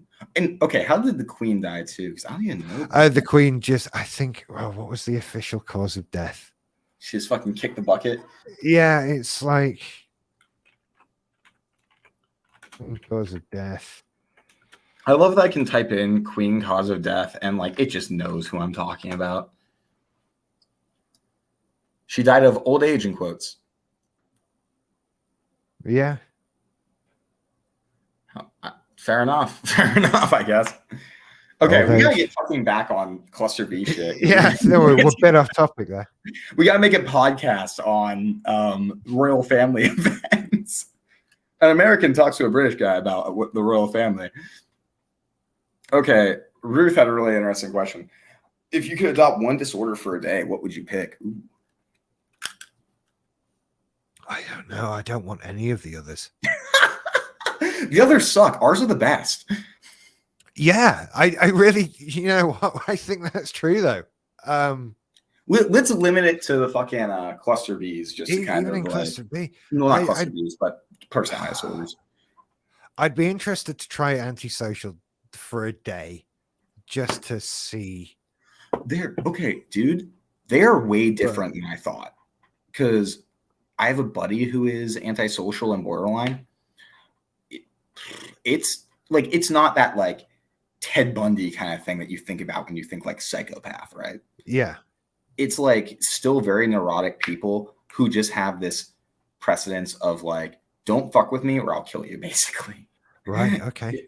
It's really interesting. I want to do an interview with him on my channel soon because it was just mind blowing. He like, because I have some antisocial traits, and it's like this, like he even said that like my tendency to be like, oh, I hate when people fuck with kids or animals. I want to fuck them up if that happens. And he said that was like more of an antisocial thing than a narcissist thing, which I was like, yeah. What? They're also like, and they just don't like, it's like it's all like, I'll figure it out is kind of like the mindset there, and eye for eye and stuff like that, which like kind of blew my mind in terms of how I conceptualized it to begin with. Yeah, I don't know. It's so different from ours that I'd be willing to give it a go, but of all of them, I'm glad I've got the two I've got. If I had to pick two, these have got to be the easier to live with. I feel like HPD would be fun.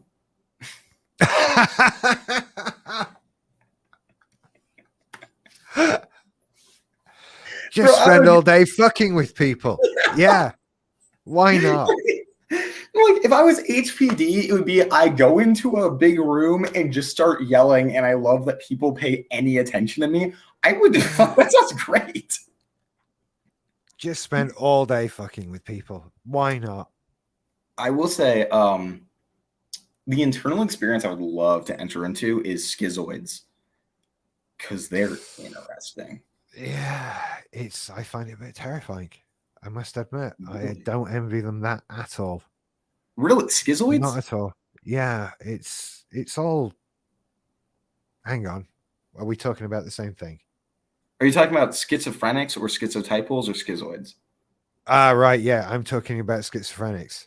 Okay, yeah. Well, okay. I am curious about schizophrenics. Don't get me wrong. Schizoids, though, they're cluster A, and that's associated with schizophrenic disorders, right? Right. But it's just kind of like this indifference towards people and this hyper intellectual like mindset, and like they have some hidden grandiosity and stuff, but they just don't care about anybody. They just want to be left alone and alone in their rooms. And if you go on their subreddit, it's really cool because they will have like these long paragraphs replying to each other in this very sophisticated manner that I find fascinating. Right. And I just want to see what the fuck they're like in their heads. Like, oh, my buddy who is a schizoid sent me a meme, and it was like this fucking stupid meme. It was like Pepe with sunglasses on, and it just said, like, it had the little green text thing, and it said, "Have a problem, don't care. Life is so easy, guys." And my buddy was like, "This is so fucking relatable. This is exactly what life is." And I'm like, "What the fuck do you mean? Everything matters. What do you mean? There's indifferent towards everything." Right. I'm just looking now. They almost always choose solitary activities and seem to take little pleasure in life. These loners often prefer mechanical or abstract activities that involve little human interaction and appear indifferent to both criticism and praise. Emotionally, they seem aloof, detached, and cold, oblivious to social nuance and social cues, and a restricted emotional range and failure to reciprocate gestures or facial expressions cause them to appear rather dull, bland, or inattentive. And like, that's like the opposite of how I operate. Yeah, it is. That's the opposite of MPD right there. It's certainly grandiosity. And they have this need to not be known, which I find really interesting. Like, it's not like they're afraid of being judged. It's like they hate the fact that people know anything about them.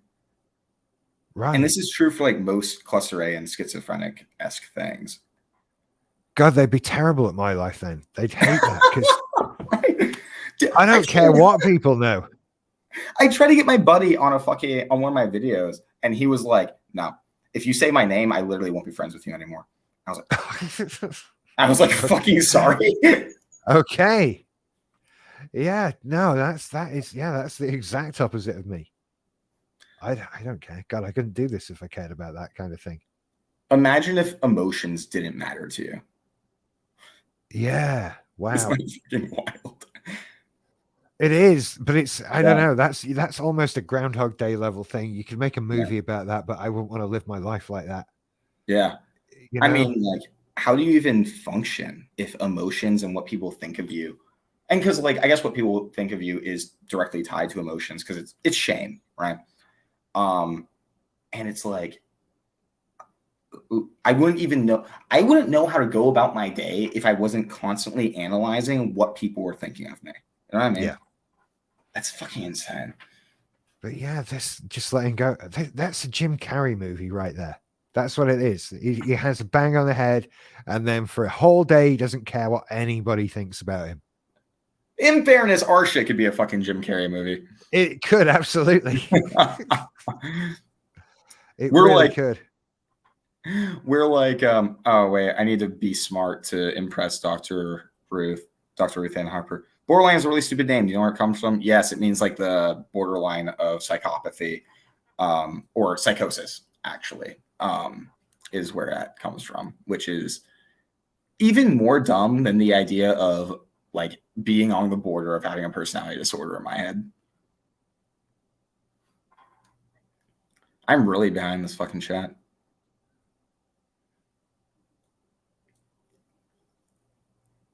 asked somebody, this person actually said that what I just said.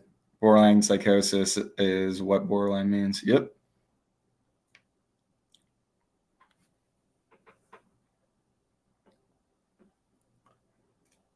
Let's see. Where the fuck did my stream go? There it is. Oh, I've missed a load of the chat. It didn't. Fuck it. I'm going to the bottom.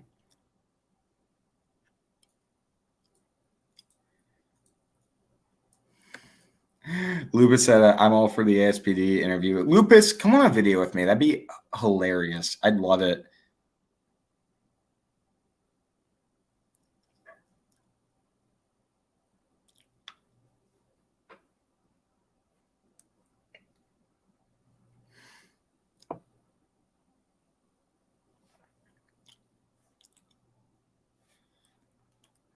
Oh man, looks like we aren't getting many questions. People commenting on.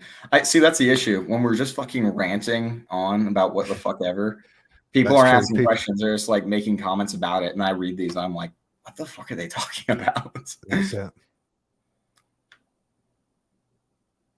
Oh, here we go. Well, wait. Actually, I gotta read this one first. What do you think about APA wanting to slam MPD and BPD into one disorder? No, man. It's clearly two different things. Yeah. Like, it's because, like, I mean, hell, the ICD-11, it wants to just make personality disorders like one homogeneous block with different traits. And I'm like, nah. If you enter the internal experience of any of these people, you can immediately tell them apart in my head. Yeah. Like, I mentioned Tess before. When I met her, somebody else with like just NPD with like traits of HPD, I was like, holy shit. Like, it feels like you are like, sometimes I'm like, she watched one of my videos and is just copying what the fuck I'm saying. There's no fucking way that we're this similar. You can just, they're different. They so are. And how you can deal with them is so different. Yeah. I just agree with basically everything you've just said. I have nothing to add to that. It's, yeah. They're too different. They're too different. Like, don't get me wrong, there's like similarities, but because I mean, same cluster and shit. But like, you can't fuck it. There's no fucking way that they are the same disorder. Here, do you guys share anything you've done that's considered? Can you guys share anything you've done that is considered morally wrong, evil, manipulative recently, and what are your thoughts and feelings in the moment? Ooh. I haven't done anything that could possibly be considered morally wrong or evil or manipulative recently. I don't know what you're talking. I haven't done anything like that. How dare you insult me like that? Who are you? What are you saying? I don't. Who do you think I am? I haven't done anything like that. I'm trying to think now. See, that's the issue. Is that like I'll be almost grandiose about some of the bad things I've done. Of like, yeah, I did that. Isn't that impressive? Mm-hmm. Fuck. What have I done? Right. I've not done anything recently, but yeah, I've definitely done horrific things that I have been so pleased with myself about. Yeah. Usually when it's about, purposely, when I've reached a point of dehumanizing somebody and I've decided, right, I'm going to hurt you now. Yeah. Then whatever it is that I do to hurt them, I will have been so pleased with myself about. Mm-hmm. The dehumanization is key. Yeah. Yeah. And I found myself, my mind drifted to it, a particular example of it this afternoon. And even then, like, yeah, that really fucking hurt that person. Yeah. And that felt pretty good. But that was, that was a while ago. And yeah, it's been a long time since I've done anything. But what I feel bad about the fact is that I come out with that joke of course I've done nothing. And inside I'm going, have I done nothing? Let me have a think. Yeah. It's not just a straight out no. I have to think about it still. That's remission, baby. That's all it is. Yeah. I mean, fuck, like, fuck, what was I about to say? Fuck, I completely lost it. I'm so pissed now. Damn ADHD. Apparently I didn't take my meds early enough. But yeah, it's like, it really is like, because have you ever read the fucking narcissist prayer, or whatever the fuck it's called? Oh yeah, that one. Yeah. It like there's two of them that actually resonate with me. Is if I did it, it's not that bad, and then the last one, which is like, and if I did, you deserved it. Which those two, I'm like, yeah, like either it wasn't that bad or fuck you. Oh, I remember what I was about to say. Best revenge that I can think of is social ostracizing. What about you? What, cutting someone off entirely? Yeah, I've done that before. Or like making everyone around them cut them off. Yeah, that requires a lot of work. That's a big one. I've done the right. So going back, God, I don't remember when this was, a number of years, but back into podcasting. And there was a show that was ran for about a year and a half, on and off, that I wasn't on. And one of the hosts of that show pissed me off. And I wiped all of it. I didn't just like say, you can't do this anymore or whatever. I fucking deleted the lot of it. Raw files, graphics, any trace that any of this work was ever done for a year and a half, I fucking obliterated. God damn. And that was all in the way of saying, I will make you not exist. I will not just fuck you up. I will remove you from fucking time. You're fucking putting them down the memory hole. Fucking 1984 shit. That's what it was. That is precisely what it was. I will take, all that work you did. I'm just going to piss on it now. I'm just going to take it away and destroy it and show you that you didn't matter. You can be wiped away from history by me, and I'm doing it now. Yes. Oh, that's what it comes down to, isn't it? It's like the perfect revenge is making them know that they do not matter. That's it. And that because that fear is what is so fucking important to me. Yeah. Right. That being told you don't matter is that's the worst nightmare. I never cared about you to begin with. I like you were meaningless to me from the start. That's the fear, and that's what I want to make them feel like. That's it. And so yeah, when I did that thing, it was about saying I used you, I got what I wanted out of you. Now you've pissed me off. I will make you cease to be. Yes. Oh my God. And I just did that. And yeah, like 60 episodes of a weekly show. It's all gone. I mean, it was pretty good from what I was told. Damn. Just wiped the lot. And I never did that with anything else. We had lots of shows that came and went over the years, and I stored away everything religiously, filing it properly, putting it on hard drives, backing it up to places. But that one, I deleted the lot. See, that's the fucking wild thing, isn't it? We are willing to self-destruct to make somebody else suffer. Oh yeah, totally. It's so weird when you think about it. Yeah. Like, I don't care what I say. Fuck you. I'll blow it all up just to piss you off, and then I'll say, "Look what you made me do." It's I don't even definitely do that. a thing I've done. I'm not even like, look what you made me do. I'm like, I did this, and I'm fucking proud of it, and this is, and you deserved it. That's what it comes down to. I'm like, yeah, I fucking did all this. Fucking, what are you going to do? You going to fucking bite back harder? I don't think you can. Yeah. And that, cutting people off like that, it was, absolutely the best form of hurting someone. And it denied that it's so fucking self-centered because it denies them access to me. That's what it was. It's like you are now no longer one of the blessed, right? All that, and that was, and I think that particular individual I always found especially sycophantic to me, which always fucking turned my stomach. You would, you would meet some people that treated you like a person because you are a person. Even though I had this thing where I wanted to be treated specially. Like I always had more respect for people that didn't treat me in a special way. Yeah. Yeah. And the more you thought I was special. If they're looking up to you, then they're obviously beneath you. Yeah. That's it. They position themselves there. Yeah. And especially, and the stuff I was covering in terms of subject matter and that sort of thing was like fluff. It was nothing. It was like movies, TV reviews, stuff like that. Like, how dare you think I'm a great person because of what I think of a fucking movie? Oh my God. I fucking You know? I relate to that so much. It's like when they aren't appreciating the thing about you that's actually important.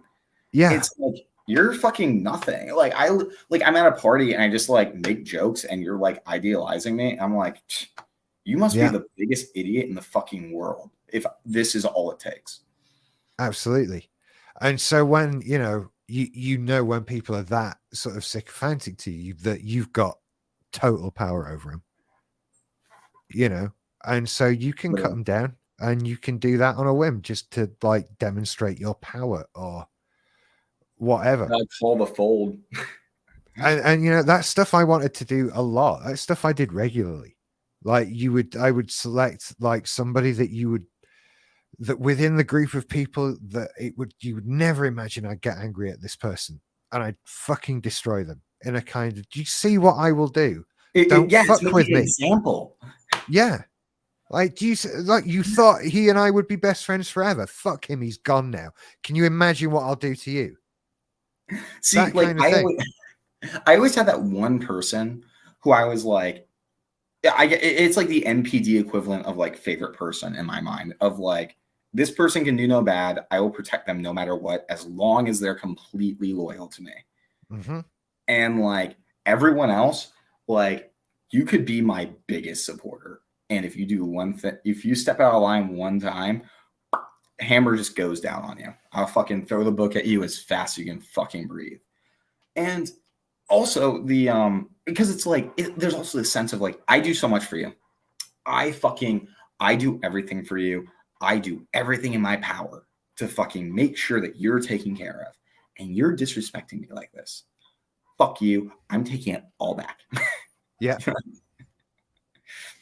But that's definitely a thing we do. When you do nice things for the attention you get for doing nice things, you want that narcissistic hit. And so when someone doesn't give it, you take it back. Because really, it was really all about the hit rather than the actually doing something.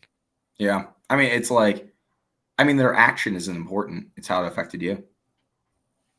Also, TJ Tampa, my girl, she longtime supporter. She said, Jacob Mott should be sending you questions from the people in chat so you don't have to hunt them down. Okay, Lupus and Discord Mom, I don't think Mara's here. Good idea. Next stream, send me in my WhatsApp the actual questions instead of me have to look through them for you guys to see this. I'll text you guys later, but like, yeah, really good. Oh man. Oh, well, I was way beneath the chat. Okay. Oh, Layla, bye. I hope you're okay. I'm sorry that we might have triggered you. Oh, here's a good one. Now that you're trying to recover, would you rather be the superhero or the villain, and why? Oh my God. That's a good question. Right? It's like, I don't even know. It's like I always wanted to be the villain. Yeah, right. Like I watch a movie with a bad guy and I'm rooting for them the entire time. So many times. Like, oh my God. Fuck, that's a good question. Do I want to be the hero or villain?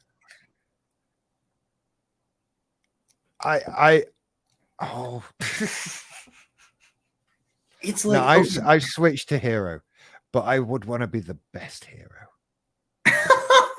like I feel like I want to be both. Like I want to rule with like an iron fist and a silken glove. There's my favorite song right now. The chorus goes, part of the chorus is, imagine if the protagonist died in any evil scheme. Imagine if the protagonist died in the first scene. And then the ending chorus is, imagine if antagonists lacked any evil scheme. And I'm like, yes, exactly. Like both of those at the same time. Please. I want to have an evil scheme and I want to be the fucking main character who is perfect and everybody loves. See, now I'm having right. There's a film being written in my head about a superhero who doesn't Yes. have an evil nemesis and so has to create one and becomes his own evil nemesis. You're fucking splitting on yourself, bro. That's it. That's what I would do. I would split on myself in that way. Oh my god, that's it. It's like we won't be the anti-hero. The anti-hero. We're our own worst enemy. Oh my god. Yeah, Megamind. I think I have just described Megamind. I think you're right.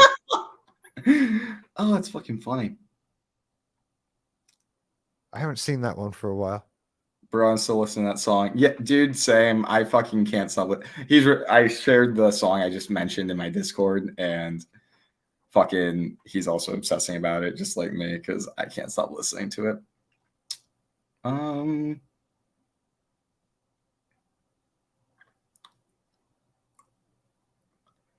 Let's see. Hey, look at this. Anne said you guys are fucked up but funny. Hell yeah, we are. Yeah, that's what I like to think. We may be a lot, but at least for fun. Exactly.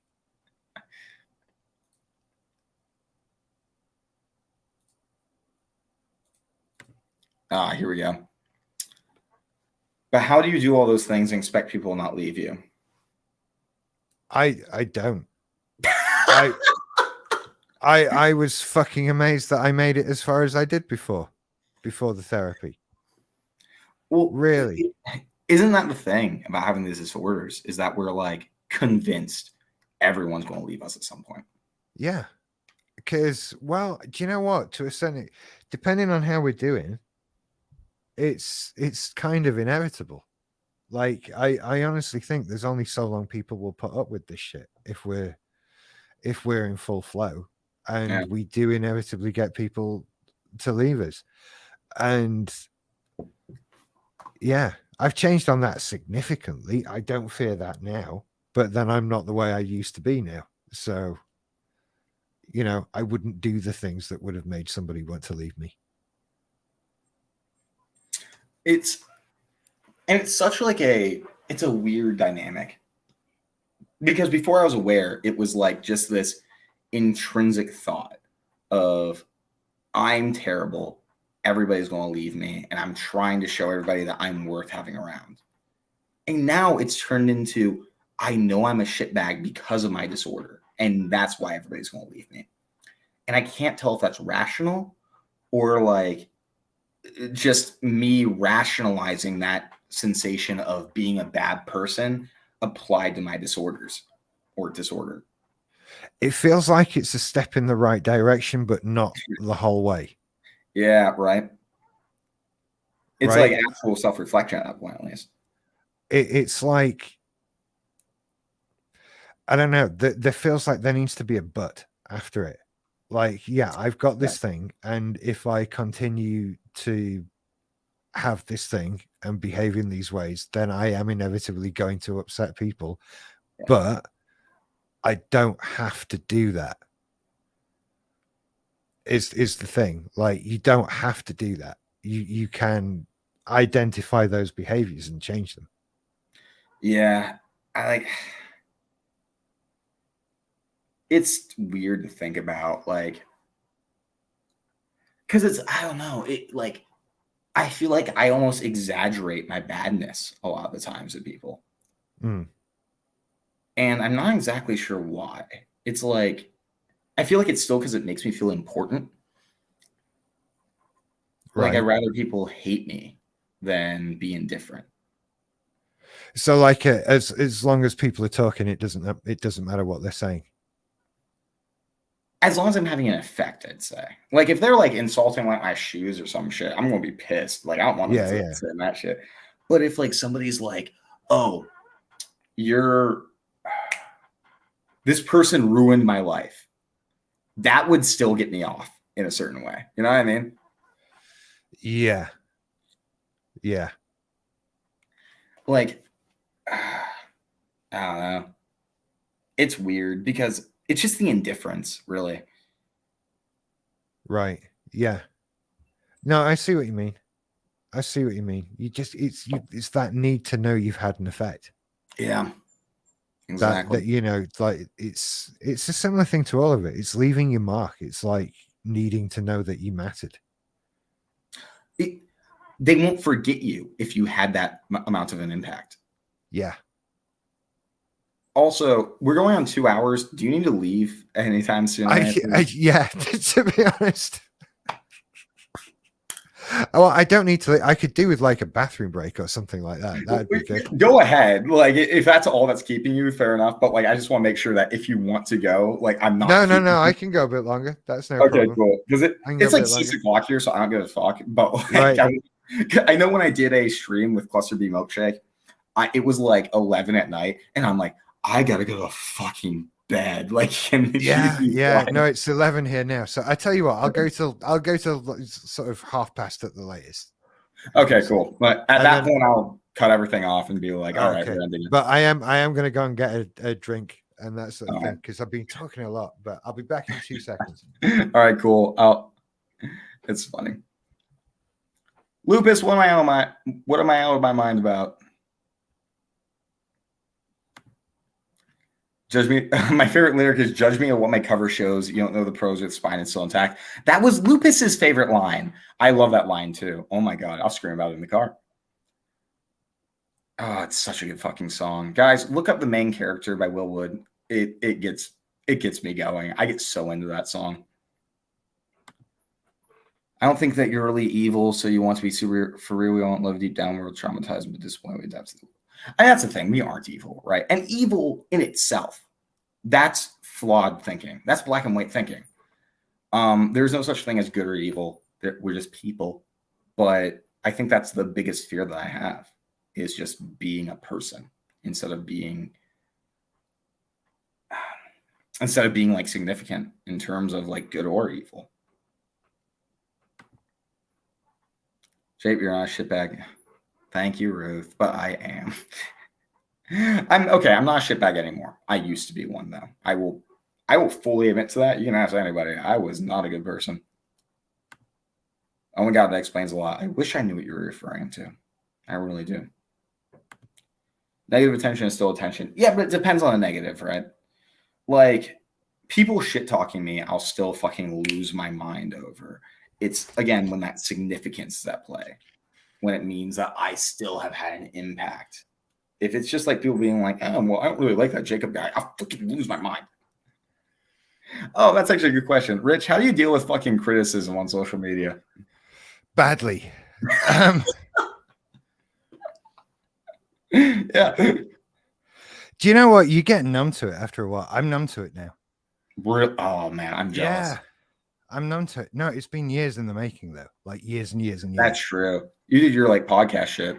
Yeah, I did. Right, I did a Star Trek podcast. If you want people to write in to tell you that you're wrong, you talk about Star Trek. Right? If you want a group of people that you can make very, very angry, there you go. That's your group. Okay, that just like sparked my curiosity though. Like, what are all the podcasts that you did? Fuck. Right. Okay. The first one was movies you should see, and that was like the big, huge one. Yeah. And then we branched out into Star Trek, and that was a show called Make It So. Then I did, oh God, what else did we have? So we had a tech show called Take It or Leave It. There was a gaming news show called Simply Syndicated Gaming News. There was a movie news show. There was, oh fuck. I did a show called or do you think that's just bollocks, which was my weekly call-in show to sort of get angry about stuff. Then we did a Friday night call-in show, which was called Super Happy Fun Time. We had, and just loads of shows about TV shows and other things over the years. So like very specific things for the most part. Yeah, it was very niche stuff. Yeah. So we did like I did an X-Files podcast and a Quantum Leap podcast and a 60s, 70s sci-fi TV show podcast and all kinds of stuff. I've watched a lot of TV and movies just to talk about it. Okay, two things. One, have you ever thought about like, well, one, like, have you ever thought about getting back into that stuff? And two, do you ever find yourself, okay, because this is an issue that I just talked about. I don't. Well, it's a video coming out, but like, I don't have opinions on things like movies and shit. I don't actually care. I'm literally just thinking of the thing that makes me feel smart and deep that I say to people. Does that make sense? Yeah. No, I have opinions. I have opinions about movies. They're not always that deep, and they're not always Okay. that well thought out, which was, I mean, that was kind of part of the attraction of the show. That one of my friends that was on the show was very intelligent and very deep in his opinions and that sort of thing. He's doing a PhD now, in, I think, what was it he said? Something like visual arts or visual media. So he's like the first person to do a PhD in this thing ever. Well, that's probably a Very bad sign intellectual for his person. future prospects. So we'd have him reviewing a movie, and he'd tell you why it was this just amazing masterpiece of cinema and so important and pivotal to society and all this sort of thing. And I'd come along and go, "No, it was shit." And that would be the basis of our discussion for the next hour and a half of why I didn't like the pretentious bullshit. And it would just come off as this huge row, and people loved it, and it was great. And we would wind each other up so much. It was a great show. That's why I should do a fucking show with Seth. I mean, some people here know Seth, but like he's basically my friend who will just fucking piss me off, and I'll just go off about literally. Okay, let me put it this way: when I was younger, before I had to handle my shit, he once ate one of my bagels, and I screamed at him for like 10 minutes in a drunken rage because he ate one of my bagels. Like, there was a girl who was like shaking by the end of it because they all thought I was going to fight him. And so we're Was great it? friends now, though.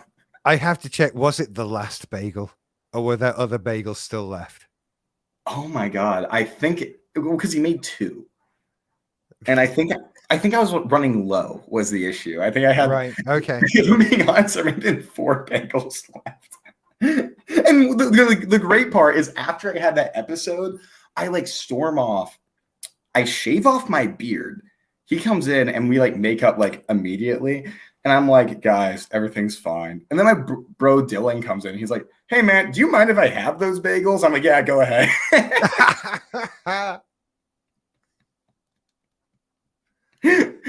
So wild. I remember, and it was so fucking funny. I was so fucking edgy.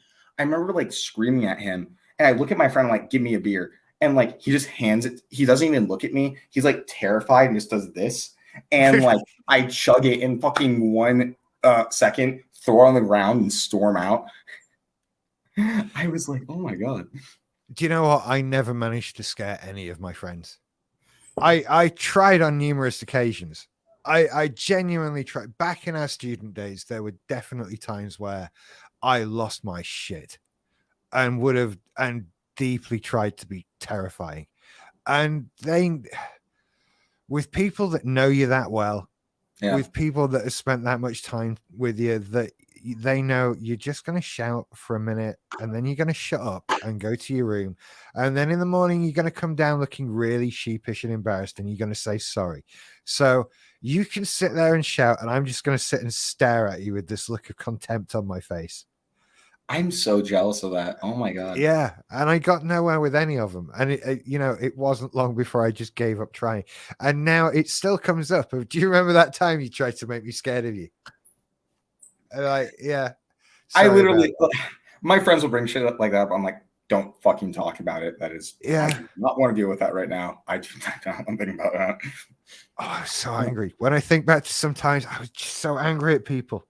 And it was all jealousy and various other things like that, you know. Like it's interesting looking back on it because I was like I literally had my complete meltdowns. It'd be once in a blue moon, but like I was always just like, kind of pissed off and I get upset about shit. And I remember literally I went to a party once and there was a new person showing up that I never met before. And literally my friends were like, hey, Jacob's kind of an angry, he can be kind of intense. So like, and then I ended up blowing up on somebody that I didn't melt down, but like, it was just kind of like that minor anger episode that you don't even think about where you're like, hey, shut the fuck up. Don't talk to me like that. And like stuff like that. And, and like, looking back on it, I'm like, how the fuck did people put up with me? Yeah. I was so unhinged. Or like one time I was at a birthday party, this guy was acting kind of weird, and I was like convinced that it had something to do with me. And like I asked somebody next to me, I'm like, "Hey, is this guy acting weird towards me?" And they're like, "Yeah, maybe. I think so. Yeah, sure." And I was like, "That's it." And I remember him, like, I remember I was like treating him coldly, like on purpose, so that he would notice. And he was like, "Hey, man, are we all right?" And I was like, "No, it's fucking not." And I flicked him off just to his face, and then stormed out. Drove away, and he calls me and he's like, "Hey, are we good?" I'm like, "Yeah, sorry about that." God, that's just reminded me of a thing at a party I went to. Oh, We'd God. gone to a party at somebody's house. I don't even know the guy whose house it was or anything. I'd never met this guy before that night. I'd never seen him again. Wouldn't know him if he turned up here tonight. And I remember arriving at his house with a few of my friends, and I walked in last. And as each of them walked into his house, he was like, "Hi, how you doing?" And he shook their hand. And as I walked past, he got distracted by someone else turning up and didn't say, "Hi, how you doing?" and shook my hand. And for me, that was the rest of my night. Yeah. Oh my That God. that was the party done with, right? This guy I'd never met before and didn't remember what he looked like to even point him out at the party, didn't shake my hand and say, "Hi, how you doing?" Fucking scumbag. I You would know? be pissed. Yeah. Oh, It's like, just and that was my night for the rest of the fucking night. Just did you and everyone who would listen, did you see? Didn't shake my hand. Did you fucking see that? I would Whole be, night. oh my, I'd be fucking livid. I would literally, because I'd be subtle about it, but I'd be like, "Man, I don't think that host likes me. He literally refused to shake my hand. Like, Yeah. what the fuck was up with that?" Like, oh my God, that was fucking relatable. Holy shit. Oh, I that get just, I get so angry at other people's behavior in social situations that that for the I've, perfect way to phrase it. Oh my God. you know, so many things, so many, and this is how I would have been. One way I was a nightmare in my old when I can think of things I did in my old relationship where I think the fact you didn't dump me that night is weird because I fucking deserved it. And there were so many social situations where I'm just furious at somebody for saying something, for wearing something inappropriate, for doing the wrong thing, whatever. Yeah. And just ruining things and events and falling out with people and that kind of thing. See, oh my God. God, See, this that's the shit I can remember now, and it's making me angry to think about it. see, it's like this is okay, because every now and then on my TikTok, they'll be like, "Oh, yeah," they'll be like, "Oh, narcissists can't be self-aware. You must be autistic or some stuff." And it's things like this that gets me like fucking like being like, because like, and it fucks with my imposter syndrome and identity disturbance bullshit. But it's like, oh, the amount of detail we pay attention to in social situations, like how we will pick up on literally, like, Oh yeah, people talk about like, oh, they'll get mad if you're walking on eggshells around them. Yeah, we fucking will, because you can tell. yeah, hell yeah. And I hate it. It's like I don't even know have the words to really describe why I hate it, but it's like why are you walking on eggshells around me? I'm like I haven't done anything basically. That's why. What always pissed me off about it, it's preemptive. And it's Yeah. like, I haven't fucking done anything. And I'm trying not to do anything. And you're all acting like I have already.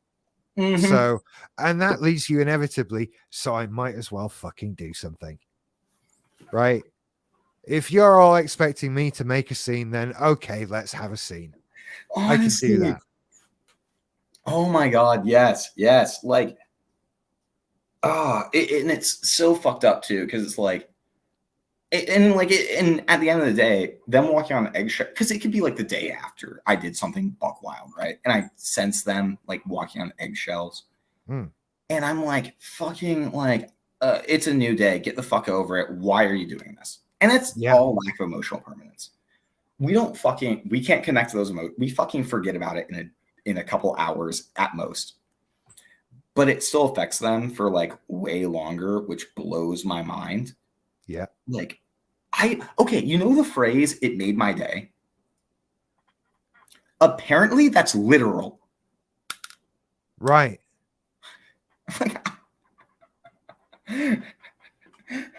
I'm like, imagine something happening and it makes you happy for the rest of the day.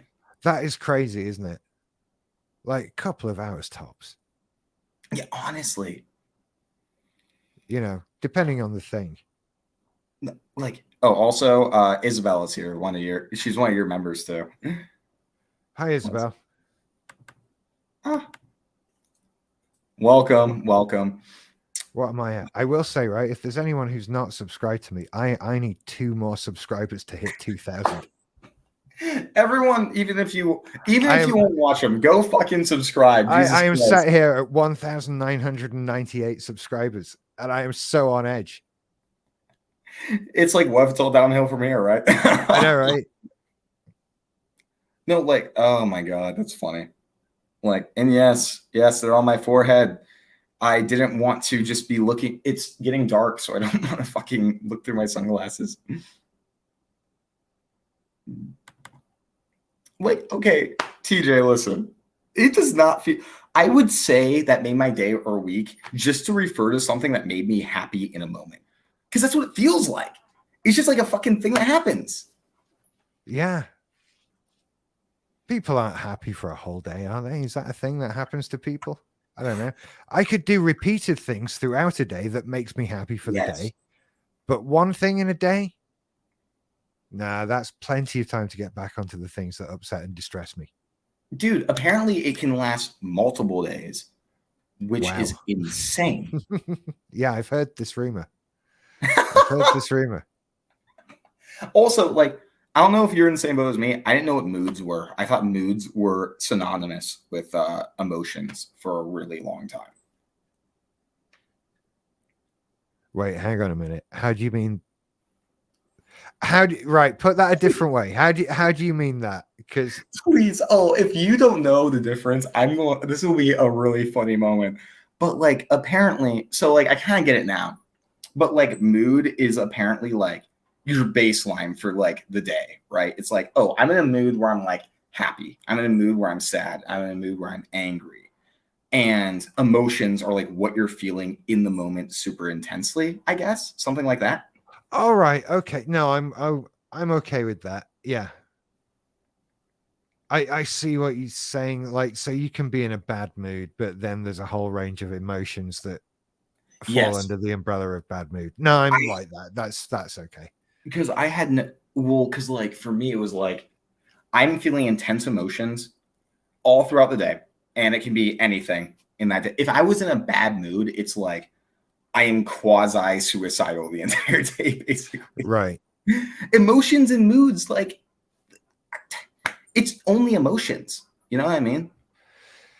Yeah, I see what you're saying. I'm not that bad with it. Certainly not anymore, anyway. But it was always, I don't know, the range of emotions that I'm picking from would go in phases. But I don't know. I feel like things that outright play with emotions are going to be heavily tempered by my BPD there. Because which generally kept every day pretty low, to be perfectly honest.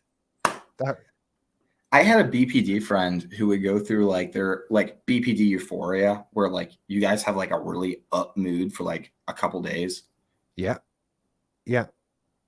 Jealous. Holy. That's what I'm worried about at any given moment that I feel good.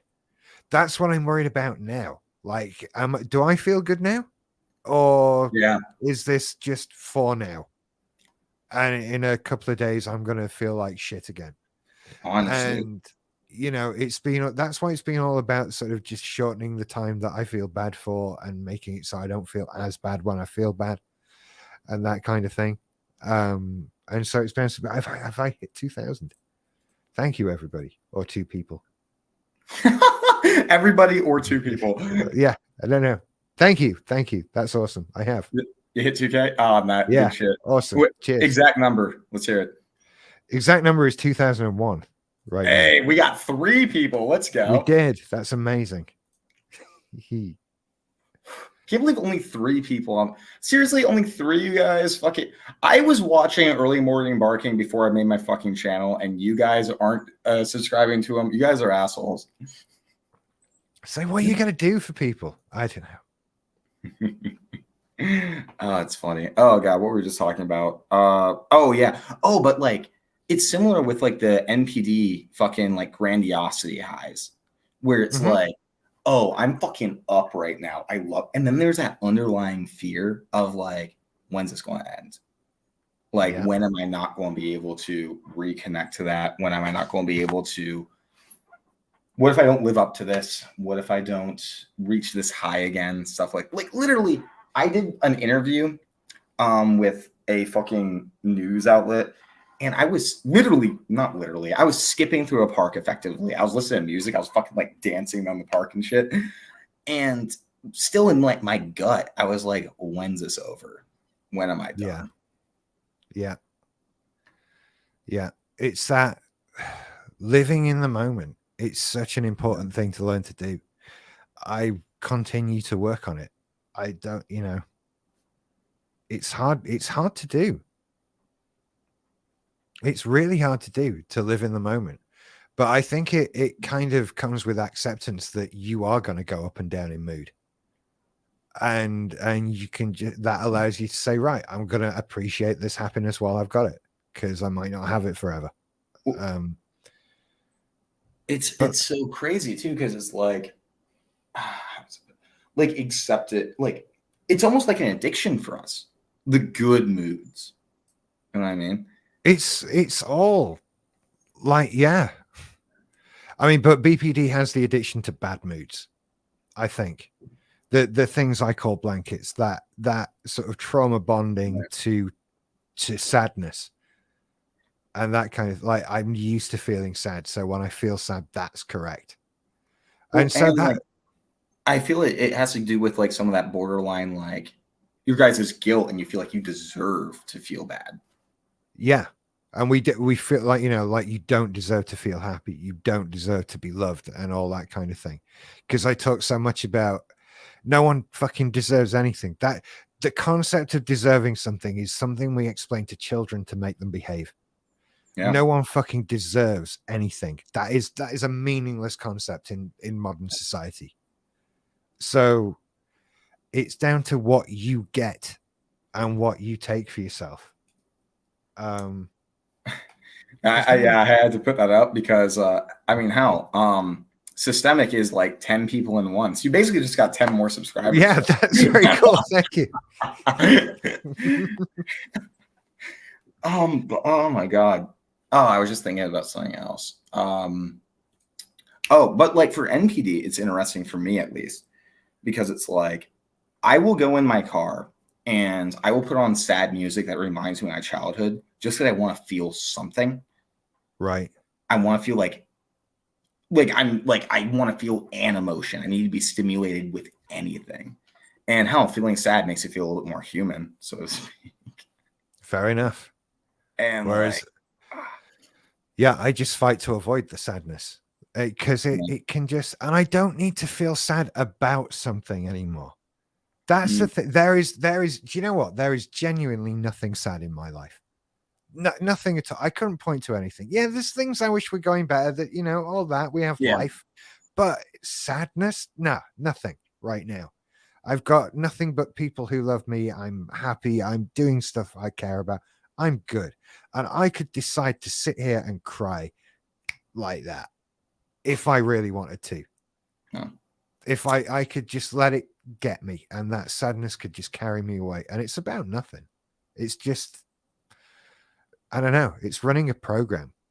There's a be sad program that can be run. And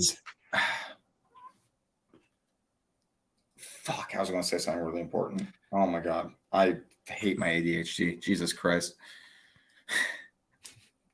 Yeah, it's. I'll say what I said again. It's the sad program. And it's so easy to run, and I have to decide not to run it. I have to sometimes decide, like, you're trying to make yourself feel sad. Yeah. You've got to stop. Otherwise, it will get you. It's weird.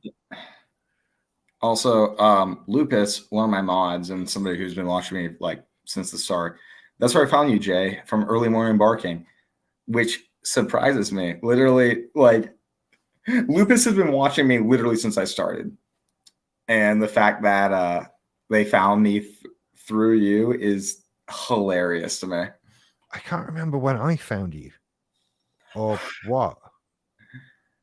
I can't remember how that came about because I don't search for other stuff unless I'm looking for ideas. Because that came up as a problem the other day when I was, they tell you search for things that are trending in your niche, and I started searching for like BPD recovery, BPD healing, all that. It was all me, and it's like on the one hand, oh, that's good, I'm doing well, and on the other hand, like, I can't give myself ideas. That is no help whatsoever. That is, see, that's the thing. I came here for ideas, not positive reinforcement. Like. See, that's the thing, though, is that like, it's hard to come up with ideas, but like the fact that you basically have a monopoly, because like you could look up. I told you about Borderliner Notes, and also what's her name? Recovery Mom or something like that. She is. Oh yeah, Recovery Mom. She's great. Yes. I'm pretty sure she's off YouTube now. Yeah, I worry about her. She's fantastic. I've got her book. In fact, really? It was she did a great. No, it'll be in the other room. She did a great, but I've even forgotten the name of it. But I was given it as a Christmas present, and it's like a guide to your BPD, and it's brilliant. Great. I honestly wish I could remember the name of it so I could recommend it. And she did that great book, and then Christmas 2 years ago, or coming up on 2 years ago, she put out a video about how she was about to start a new series of shows on like sex and BPD, and then that it never heard from her again. Because I haven't checked it, but I remember when I first started my channel, she made a website based around BPD and stuff. And I haven't checked that in a while, but I mean, I started my channel when I looked at that. That was probably in March, February or March. Right. Yeah, I've not heard of anything from her for a long time, except around that time, I remember she replied to a tweet, and I was mentioned in the original tweet, so I got the reply, and it was a tweet from like months previous as well. And so I thought, oh, is she back? And I went and checked her Twitter, and she'd replied to like that tweet and 2 others, and that was it. And there's still the last 2 or 3 replies on her Twitter feed. That's fucking insane. I mean, in fairness, I just hope she's okay. I mean, like, she's like knowing Borderlines, frankly, it's like I feel like it's so easy for her to just kind of be like, oh man, I'm in a mood, fuck this, and just never pick it back up again, in fairness. Yep. And hell, she might be even doing like, she might be happy right now, but it's of course. But at the same time, though, like, hey, you have less competition. there is that element of it. But yeah, I worry about her. I hope she's okay. And I she made good videos. I mean, I watched one about her like narcissistic exes that I kind of got pissed about because I'm an asshole and am narcissistic. But for the most part, I loved her videos. Yeah, she was great. But yeah, I tend not to look at what other people are doing because it inevitably colors what you do. And I always want to sort of just not really be influenced one way, and you'll start seeing things like, even if you see somebody saying something you agree with, you'll feel then like, well, I can't say that, I'm saying what that person said. And that kind of thing. So I'd rather just like not watch what other people say. I used to be the same when I was doing all like the gaming reviews and the tech reviews, and I don't want to watch someone else and just end up repeating that same thing I've just heard, because I'll do that, without realizing. What's the cool thing about it, though, is that the stuff that we do, frankly, The only thing about narcissism you're going to look at is fucking abuse channels. The only thing about borderline that you're going to look up is, at best, like very clinical, like treatment focused takes on it, and then also borderline abuse. Yeah. And those give for content because it's like, oh, this is what they're talking about, the behaviors that they're looking at, and we can explain why we're doing that. Yeah. I with the borderline stuff, I see a lot of people like they just like, this is, I feel sad today. This is what it's like going through having borderline personality disorder. It's like, it's all well and good, but there's no wanting to get out of it in there. Yeah, There's it's a pity. Yeah. And I know that feeling. I've been there. I've had that feeling. And what it is to me is a cry for help. It's I feel like this. Yes. Please, somebody fucking do something about it. I'm telling you, please help. And yeah, it never comes across like that. They need emotional support, and they don't know how to actually get it in a healthy way. So they're resorting to their social medias and stuff, which I make like a point not to do, because I'm like literally in my Discord or on my social medias and stuff, I'm like, if I'm having a breakdown, I have to go to a friend, because it's not healthy for me to resort to my fucking fan base to search for that. Yeah, I used to do that. Yeah, Yeah, I used to do that a lot. I've had, a lot of those sessions of let's go and delete the last 48 hours of Facebook and that kind of thing, because we've put some distressing stuff up there. And that, it's that thing I was saying last time we talked about, when Google and Facebook start sending you messages saying, are you all right? It's like, here's the suicide hotline. Yeah, I've had it from both companies, when Facebook putting up warnings on your own post saying, we don't think you're doing well, Rich. Are you okay? And you're like, no, I'm fucking not. What are you going to do? Are you going to come down here and talk me down? I doubt it. Get the CEO of Google down here. Okay, fucking, it is 2:30. 2:30. Well, fuck. It's 6:30 for me, and so like 11:30 for you. I told you I'd fucking cut us off here, so I will. That being said, had a fucking great, dude. We should make a series or something, because this was fun. We should, absolutely. We should. Fuck, we can get you back to your podcasting, man. Oh God, yeah.